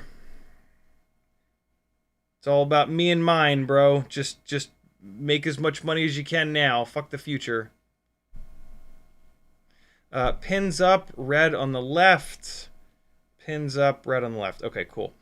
So yeah, this is like the normal cable that you get with a lot of this stuff. This is the cable that actually came. Well, this is similar to the cable that came, same length as the cable that came with this AIO. So we will throw this in here, and I basically now just need to figure out, am I going to run this in between the flight controller and the VTX? I could also technically run it under the AIO, or I could run it over top. I'm almost certainly not going to run it over top because I'm already cutting it close on the top of this build. The top plate is really, I mean, you can see it. The top plate is really close to this VTX. See the top of this standoff? See, it's like a straight line here. I literally need to, and I did this on purpose, I need to tighten these screws up to pull this stack down a little bit so that there's enough room for these little battery jib-jabs. There's not much I can really do about that. I mean, I could go to a skinnier grommet, but like these grommets are not all that tall as it is. So this is a tight build, but we're gonna be okay. I think I'm gonna run this in between, because if you look in between, the biggest gap is between the VTX and the AIO. See that? The gap underneath the AIO is pretty tight, and it's gonna become even smaller when I crank these nuts down. And so, yeah, I'm going to go in between. So let's pull this VTX off. And we're going to take this guy. We're going to make a 180-degree bend like this. Oh, wait, no. I don't want to do that. I don't want to do this. Because the thickness of these... This plug header here is the highest point. And so I don't want to then add the thickness of the wires to it. What I want to do is go out and... All right, so here's the other thing that has to happen. It's going to be pins up, so I need to go pins up. So if I just fold this over and then I just fold this like this, it's pins down. So I need to get this cable rotated 180 degrees. And so I kind of may as well do that on the outside here. And so I just put a little 180 degree rotation on this wire. I also think that this wire is a little bit too long. So I'm going to push this down and I'm going to send it back through here next to the plug header. Oh man, now this wire is really long. Hold on. Maybe I am going to put this under the AIO. Yeah, you know, so what I'm dealing with is I have a lot of extra wire on this. Like, this guy is almost the perfect length. The one that I'm using is like damn near double. So I've got a bunch of extra cable on this. I don't want to spin it. I don't want to rotate this to eat up some of the wire, because then it's going to become thicker. So what I'm going to do is I'm going to go under. And that's going to be okay because there's nothing here. So I can shoot this under the AIO.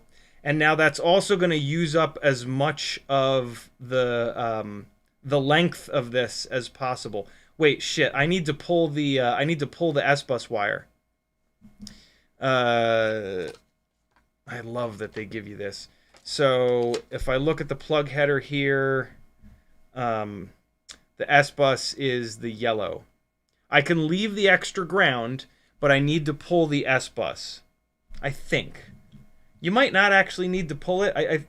If I just don't turn S-bus on in the in Betaflight, I think it'll be fine, but I'm not going to find out the hard way. I'm never going to use the DJI controller, so there's absolutely no reason to have the S-bus in here. So let's just pull it. I've heard people say that you have to pull it, so maybe you do. That doesn't really make any sense to me. But whatever. It's coming out.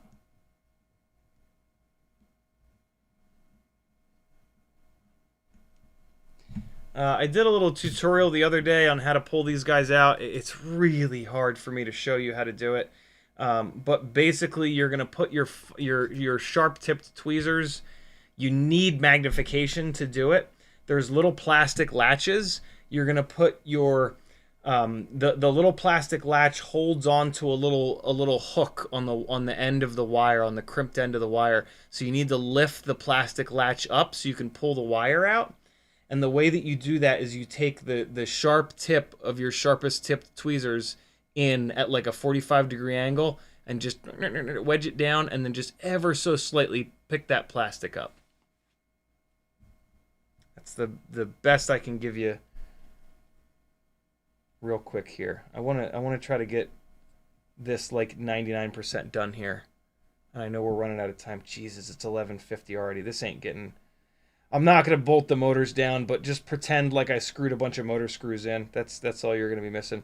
We're going to get the interesting stuff that actually matters done here, like figuring out these wire runs. So I am still going to have a bunch of extra wire here. And so the most direct run would look like this, so I'm not going to do that. I'm going to run these wires like this, and then I'm going to put a little like 90-degree in the wires here. The wires have like a little bit of sort of memory, I guess you could say. But I also do need to get a twist into these because the pins need to be up when they fold over. So the wire, the plug basically needs to get right here. And so now I want the wires under here to kind of do that. And this is getting a little ugly under here. Maybe I'll do the twist in the wires once it gets out, because I do need these to remain relatively flat underneath here. So let me kind of do that. There we go. Okay, so this is what I want to build underneath this, so that these wires will sit nice and flat. Can you guys see that? Right? Keep these fuckers flat, push them out, take up as much of the gap as you need. And now up here on top, I'll have just enough space. I know this seems kind of insane, but a small, tight build like this is the stuff that really does matter. And so take the time to get this absolutely right. This is what'll take a rig that flies good to a rig that flies great and doesn't have weird bullshit going on with like wires mashed up against the flight controller or any weird shit that's going to give the gyro a bad signal. All right, so we should have just enough there. Those are coming out neat and tidy. Now we can drop this VTX down. We're going to put it in this orientation is what I figured out. And so now the plug is right there. There's no spacer in between the AIO and the VTX. There's plenty of a gap in between them. And so now I'm going to take this and rotate it. I can rotate it in either direction, but I think I'm going to keep it going in this direction here. So I'm going to keep these wires flat. I'm just going to kind of like pinch my finger here to keep these wires flat under. And I'm going to make the twist on top. And I'm actually going to twist it a little bit too much, again, to give the wires a little bit of memory. And then I'm going to untwist it, and the pins are facing upwards. So again, just keep my finger here. I'm going to put the little 90-degree bend right behind the plug here. Shit, I'm trying not to pull them out from under. There's the little 90, and just get it plugged in here. Okay, and so now our twist in the wires is right here, and then they go underneath nice and clean. Here.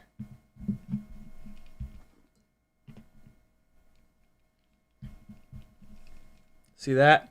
So we got our twist right there. Underneath, they're sitting nice and flat.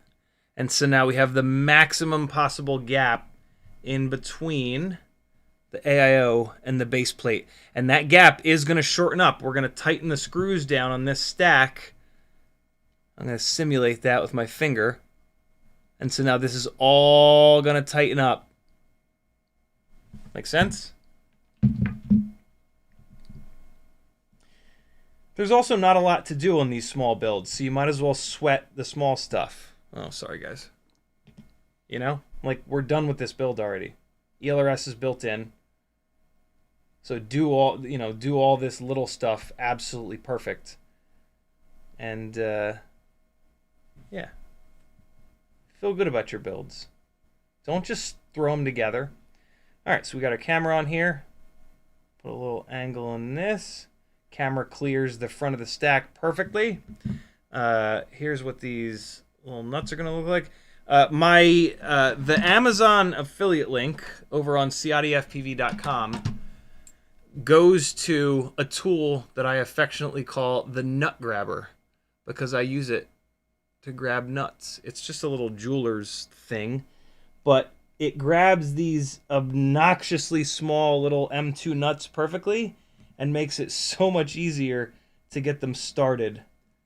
As long as you don't grab it off kilter. I mean, you can tighten them all the way up with it. That's fine. But I just like to use them to kind of get it started. This saves me from just pulling all of my insanely thick hair out, because it's sometimes really difficult. Like, especially if you're going to try to do this like through the top plate because you're too lazy to take the top plate off. Yeah, it's just awesome to have. Get you a nut grabber, friends. I even have a sticker dedicated to the nut grabber on for sale over on my Etsy store. Nobody ever buys that sticker. Nobody likes the nut grabber. Yeah, so see, on this rear one, I literally have to push down on the stack to give myself enough of a gap. The stack is tall. Come on. Come on. See that? So I literally have to push down to expose some of the threads. But again, that's fine. I'm purposefully kind of compressing the grommets a little bit. Again, I could go to a shorter grommet on either the top or the bottom, but I like compressing these grommets. When you compress these grommets a little bit, among other things, it keeps these screws from it keeps these nuts from backing out, because the rubber is pushing up against them, and the rubber is kind of gripping against them.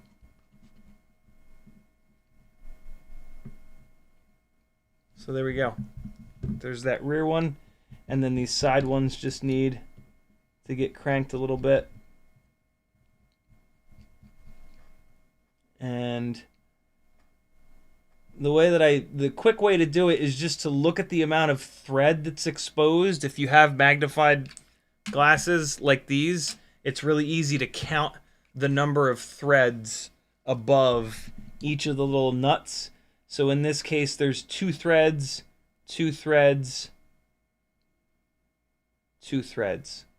This one needs just the tiniest little bit more.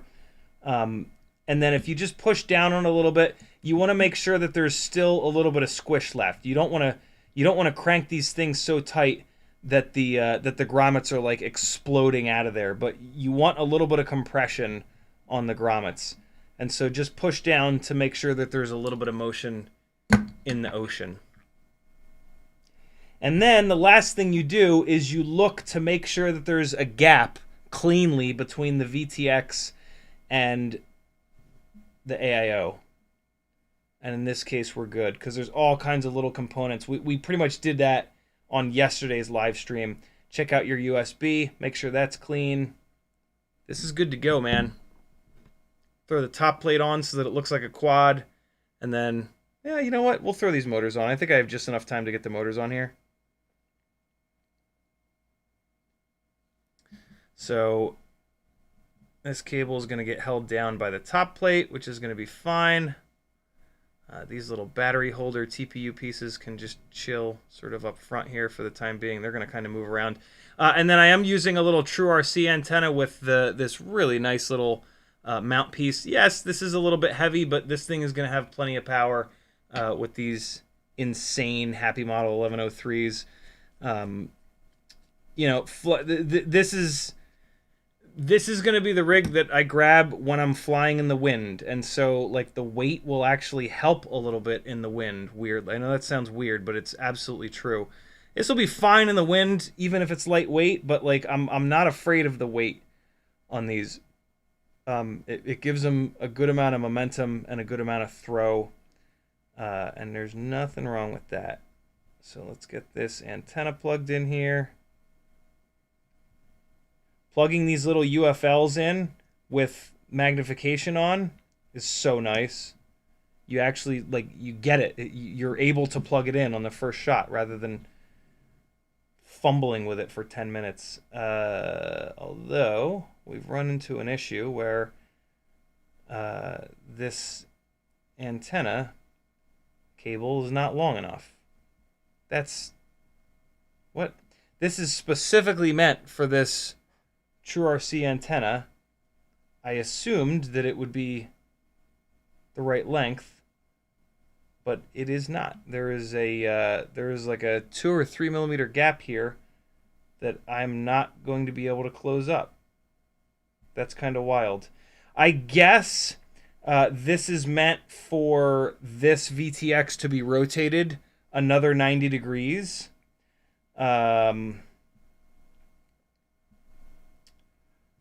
I could maybe do that. Let's see. That would put this plug up here. So that would be totally fine. That would rotate this camera plug over to here. That would be fine. The only potential problem would be what is going to hit against the plugs.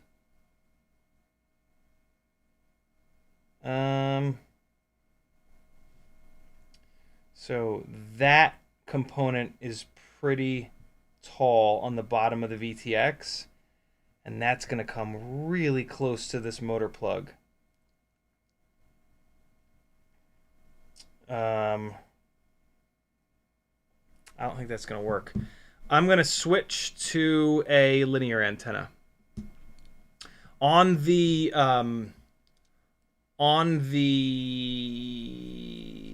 DJI goggles, they use linear antennas anyway. I mean, they use patches in the front, but they use linear antennas on top.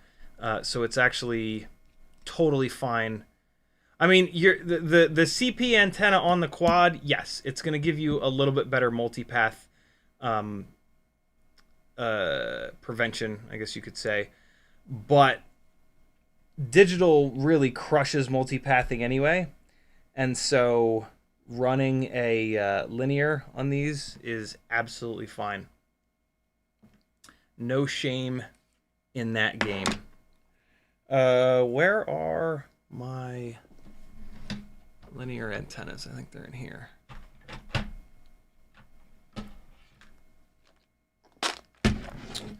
Yeah, I should have one in here somewhere. And I think I even have a red jib jab in this guy. Linear. That's going to be way too long. Do I have a short linear somewhere in here? Yeah, that one's pretty short. That might be too short, though. There. Yep, that's too short. It's a nice thing about linear antennas. We have so many of them floating around, we can like pick the exact right length pretty easily. Oh, this is the exact right length, isn't it?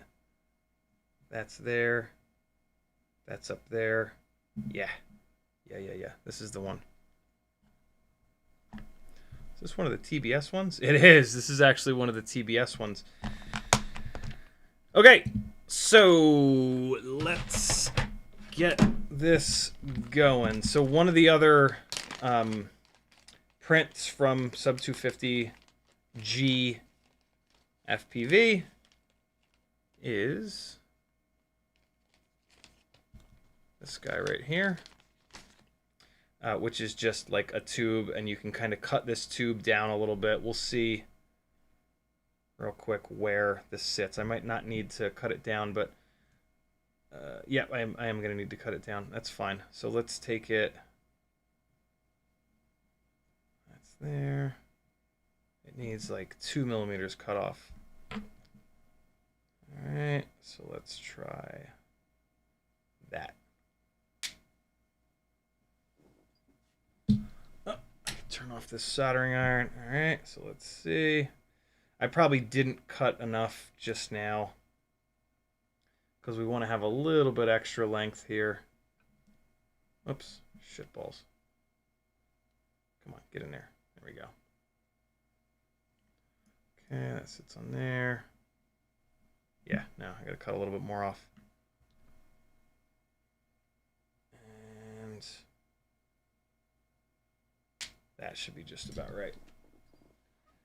Really, really cool little frame 3D print combination with this thing. All right, that is probably perfect. A little bit of extra cable length here just in case this thing wobbles around. I'm actually going to cut just the tiniest little bit more off here, just to make sure. No. Yeah. Okay. I almost didn't because I want the antenna to like stay in here, but this cable is nice and thick on this TBS one, so we'll be all right. Antenna pops in there. This pops back on here. What I really like about these Sub 250 prints is that they're light.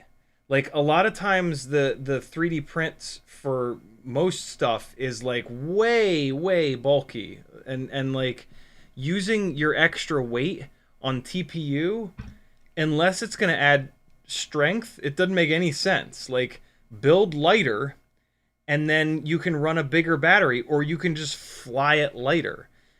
These Sub 250 prints are beautifully like scaled down and slimmed down so that they're kind of like as light as they can be, without being like fragile, essentially.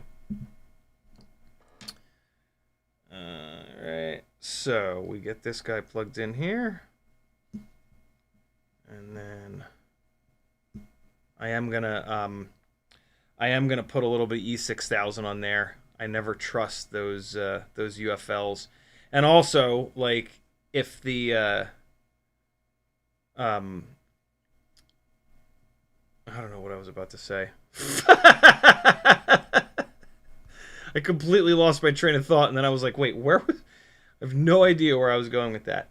This is going to go in here, but we just want to get this guy. And then this rear TPU piece, you got to push it forward a little bit because it's got a cutout for the rear standoff to not squash the TPU. The rear standoff will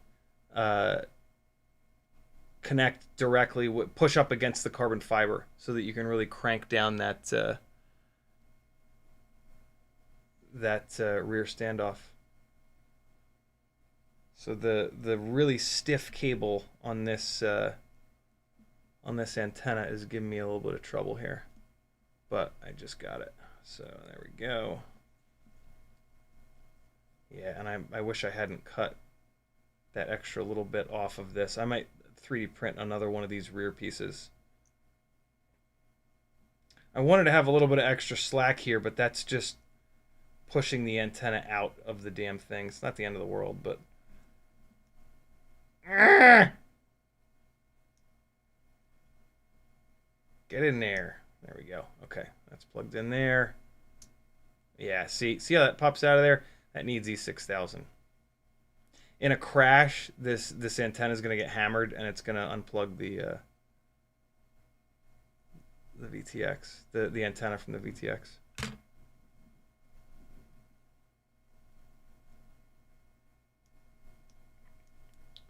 Man, I can't see what the hell I'm doing. Hold on. Oh, God, and the camera is completely out of focus. What the hell is that about? Come on, Logitech. What the fuck are you doing? I put this on upside down. Son of a bitch. How many people in chat were yelling at me that I put it on upside down? Everybody? Nobody?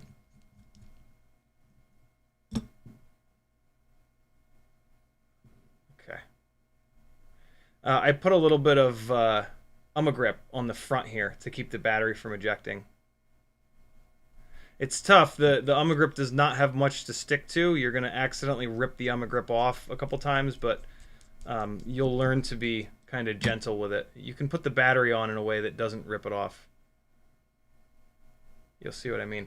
And so yeah, on the bottom here, there's a cutout so that the standoff can go through the TPU so that you're not squashing the TPU in there.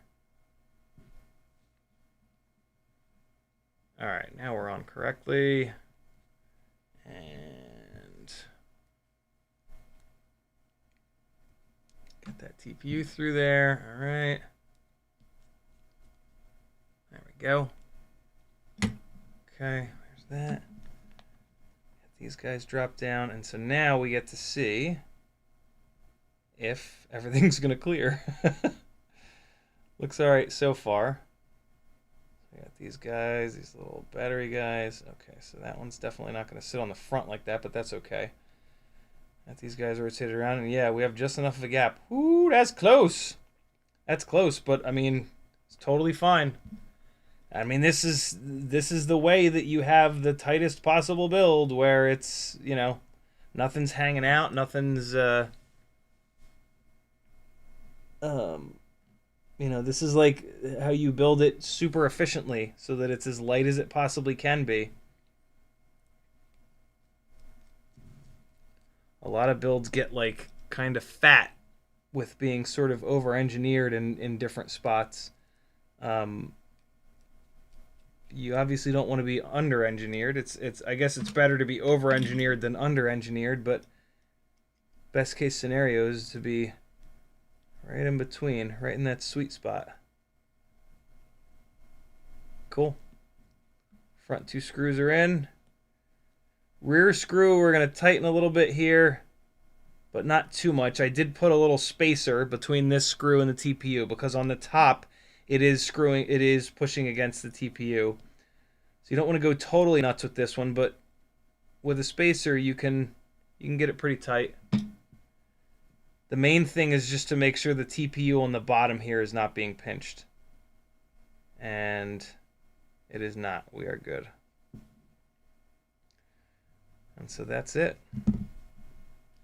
These little guys are going to move forward. We got just enough space for them to clear the rear.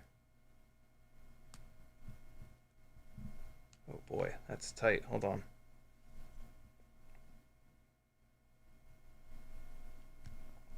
Yep, there it is. Okay, so now it'll clear the rear one. Or will it? Yep, there it goes. And then the problem I'm going to have is it's going to get caught up on this cable a little bit. But actually, this one will sit towards the front for most of its little life. And so once I get it up there, yeah, see? There we go. Oh, that was a little sketchy. I got caught on that, on the mippy. Eesh. Careful, careful. I just got to get it back behind here. There we go. Okay. And so, yeah, this guy's going to hang out on the front here. There it is. There it is. That's the stuff. All right. So, yeah, this guy moves forward a little bit. And just kind of hangs out like that. And then this rear one kind of has to move because the battery, yeah, you'll see. BT 3.0 fits perfect in there. Just enough extra cable here where I can move these cables around, right? Just enough extra slack for when things shift. And also, I am going to be kind of pulling this over. Actually, I'm going to sort of pre-tension that right now. Let me loosen this up. And then I'm going to just push this over to get that plug away from that motor number 1. And so now when I crank this down, it'll just kind of stay pulled over. Those are pretty much all the tips that I can think of for this thing. Other than that, you know, these motor wires are obviously way too long, but I am going to be doing some testing, so I'm going to leave them this long. And I'm just going to wrap them around the arm. It's super ugly. I fucking hate to do it this way. But for, yeah, it's just, this is just what I'm going to do. At some point, I'll settle on a set of motors for this thing. And I will do either a short set of wires, or I might, at that point, direct solder the motors on. We'll see. But for right now, I'm just going to admittedly sort of jankily wrap these around the arms, just like I did on the other one.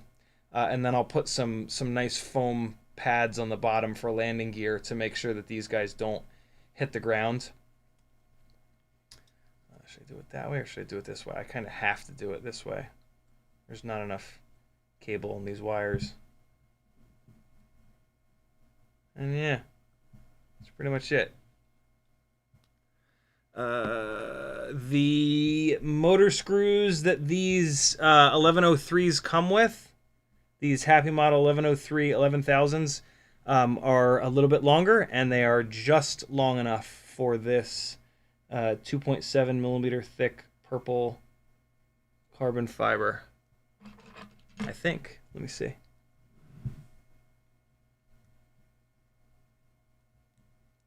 Yep, just barely long enough. Oof. I wish they were ever so slightly longer, if I'm honest. But the problem is, if they were longer, they'd be a full millimeter longer, and then that might be too long. So, hold on, let me see. Let me see how many rotations I can get on this. So, that just clicked. So, we're going to get 1 rotation, 2 rotations, and a half. Yeah, so 2.5 threads of contact. That should be enough. That should be about the same thickness as the stator base of the motor. Well, I can check that here. So if I take one of these and I hold it up to the outside of the frame, ouch. Not quite. It doesn't quite go all the way through the stator base. So that kind of sucks, but I think that with all 3 of them, well, we'll find out. We'll find out if that's enough thread contact when I start crashing this thing. And yeah, we got a little bit of slack on that motor. I might as well do the other 3. We're here. We're almost done. We'll finish strong. I'm not going to do any of the Betaflight stuff. but this will at least look like a working quad at the end of this live stream for that sweet hit of completionist dopamine. These motor wires are quite twisted up. Actually, in this case, I need to take a twist out of them because it's a little bit too short when it's fully twisted like that. Okay. Get this on here. What's happening in the chat that I've completely ignored all night? Ooh, wow, that's a short screw. That's, hold on. That screw's too short. 1, 2, 3, 1, 2. Why is this screw so short? Oh yeah, no. This is not the same length screw as those other ones. What happened here?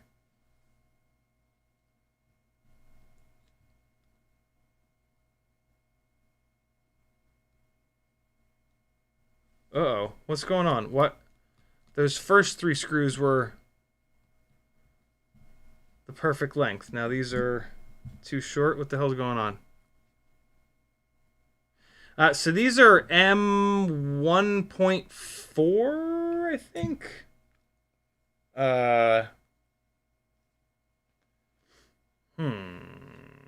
What's happening here? Let me try one more.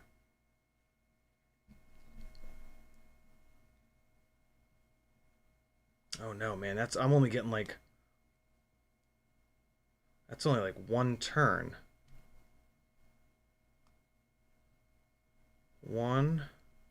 Yeah, that's only 1 turn. That's not going to work. All right, well, it's 12:15 already. I'm going to have to dig around for screws that are the right length for this. That's annoying. I just realized that I forgot the ELRS antenna, so I have to pull the thing apart.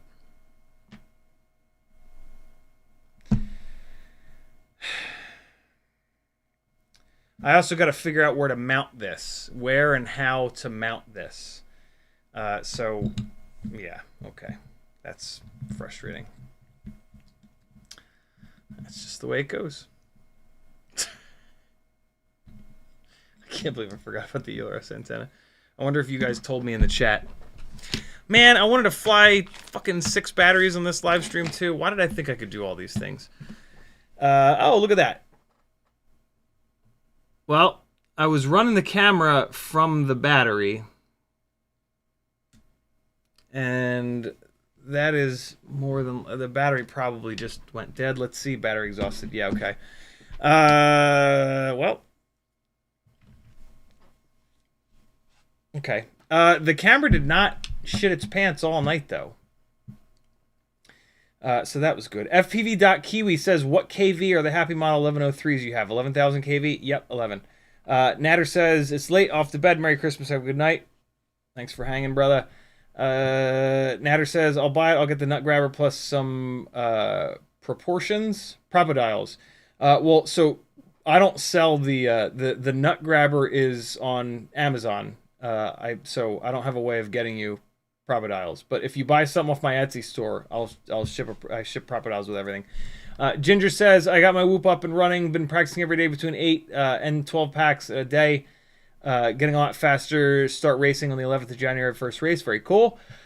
Boss One says, 24-hour live stream coming soon, never again, I will never do another 24. I'm tempted to not even do a 12 and to drop it down to like 8 or 10 hours on Thursday, but I'm going to try for 12, so yeah. 12 hours of live stream Christmas on Thursday, 2 o'clock p.m. Eastern to 2 a.m. Eastern.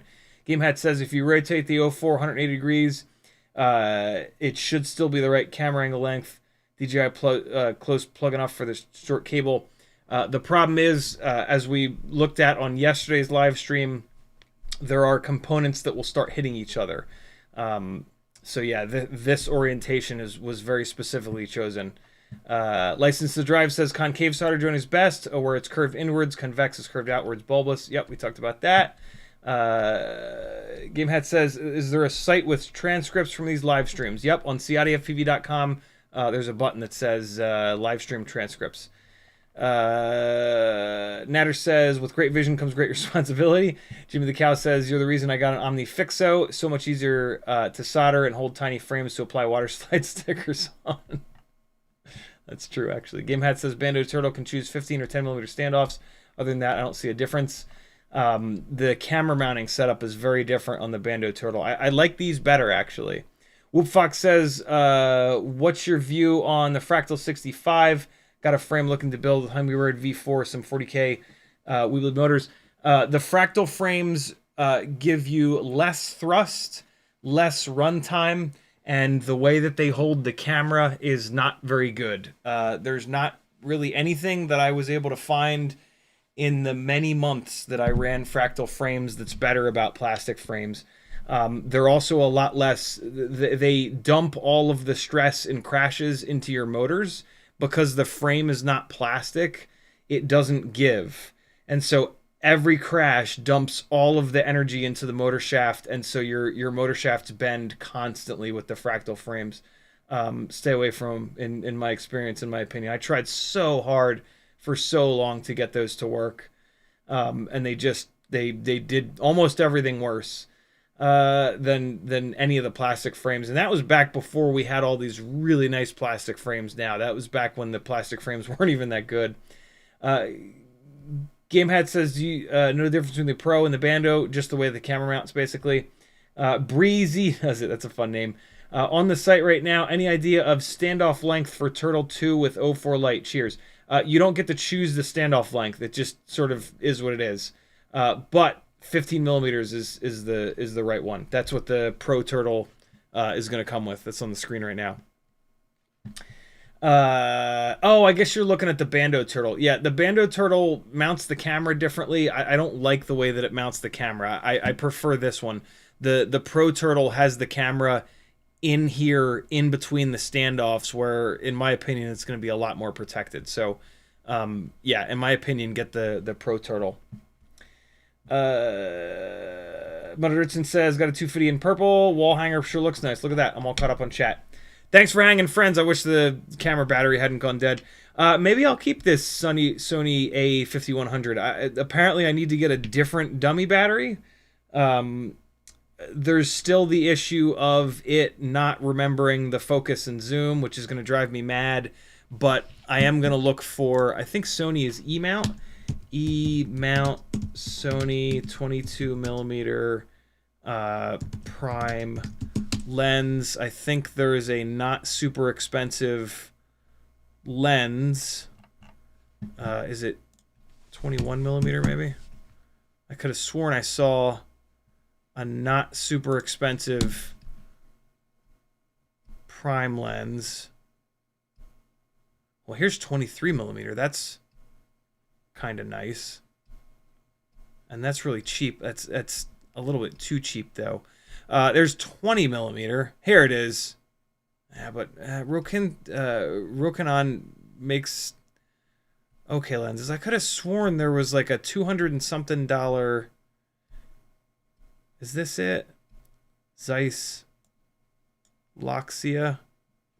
Zeiss is probably going to be really expensive though.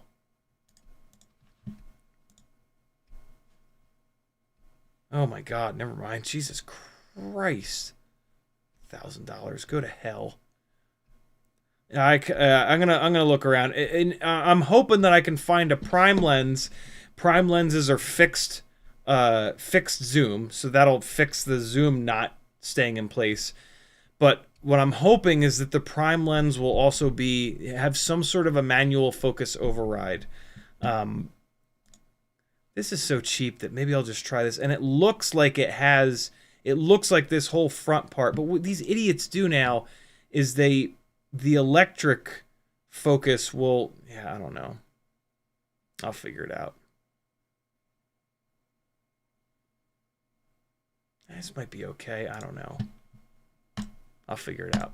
Thanks for hanging, friends. I'll see you on Thursday. Have a Merry Christmas morning. I'll catch up with you Christmas afternoon at 2 o'clock Eastern. See you then. Hold on. Hold on. Here you go. See you guys Thursday. Merry Christmas.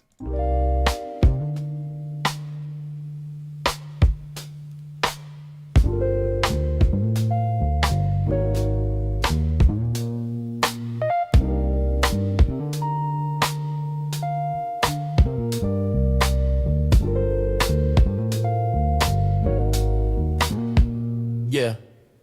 Out in the yard where the grass grows wild, CiottiFPV's goggles locked, grinning like a child. Teddy spaghetti's, fur flies, and jet wash dreams. Yeah. Chasing small whoops like a dog possessed fiend. Eyes on a neon blur, hard in the chase. Big fuzz and prop spin, all tangled in place. Yeah. Four-legged rebel with a rotor stir tail in the circus of the sky. They never fail. CiottiFPV, Teddy Spaghetti, dynamic duo kings, barking at the breeze, throttling at top speed. They zooming through hoops, flipping in style. That schnauzer's got throttle and a toothy smile. Yeah.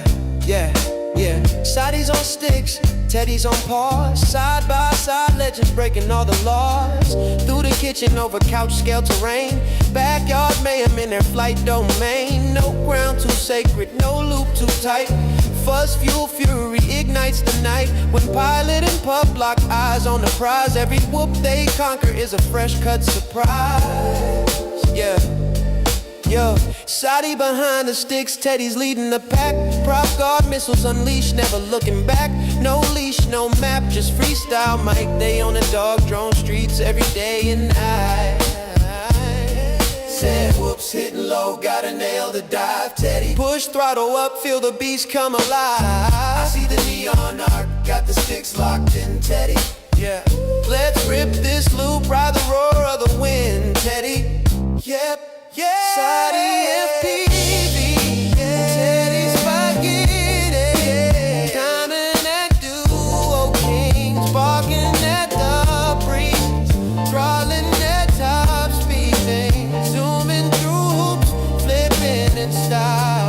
That schnauzer's got throttle and a toothy smile. Teddy Spaghetti.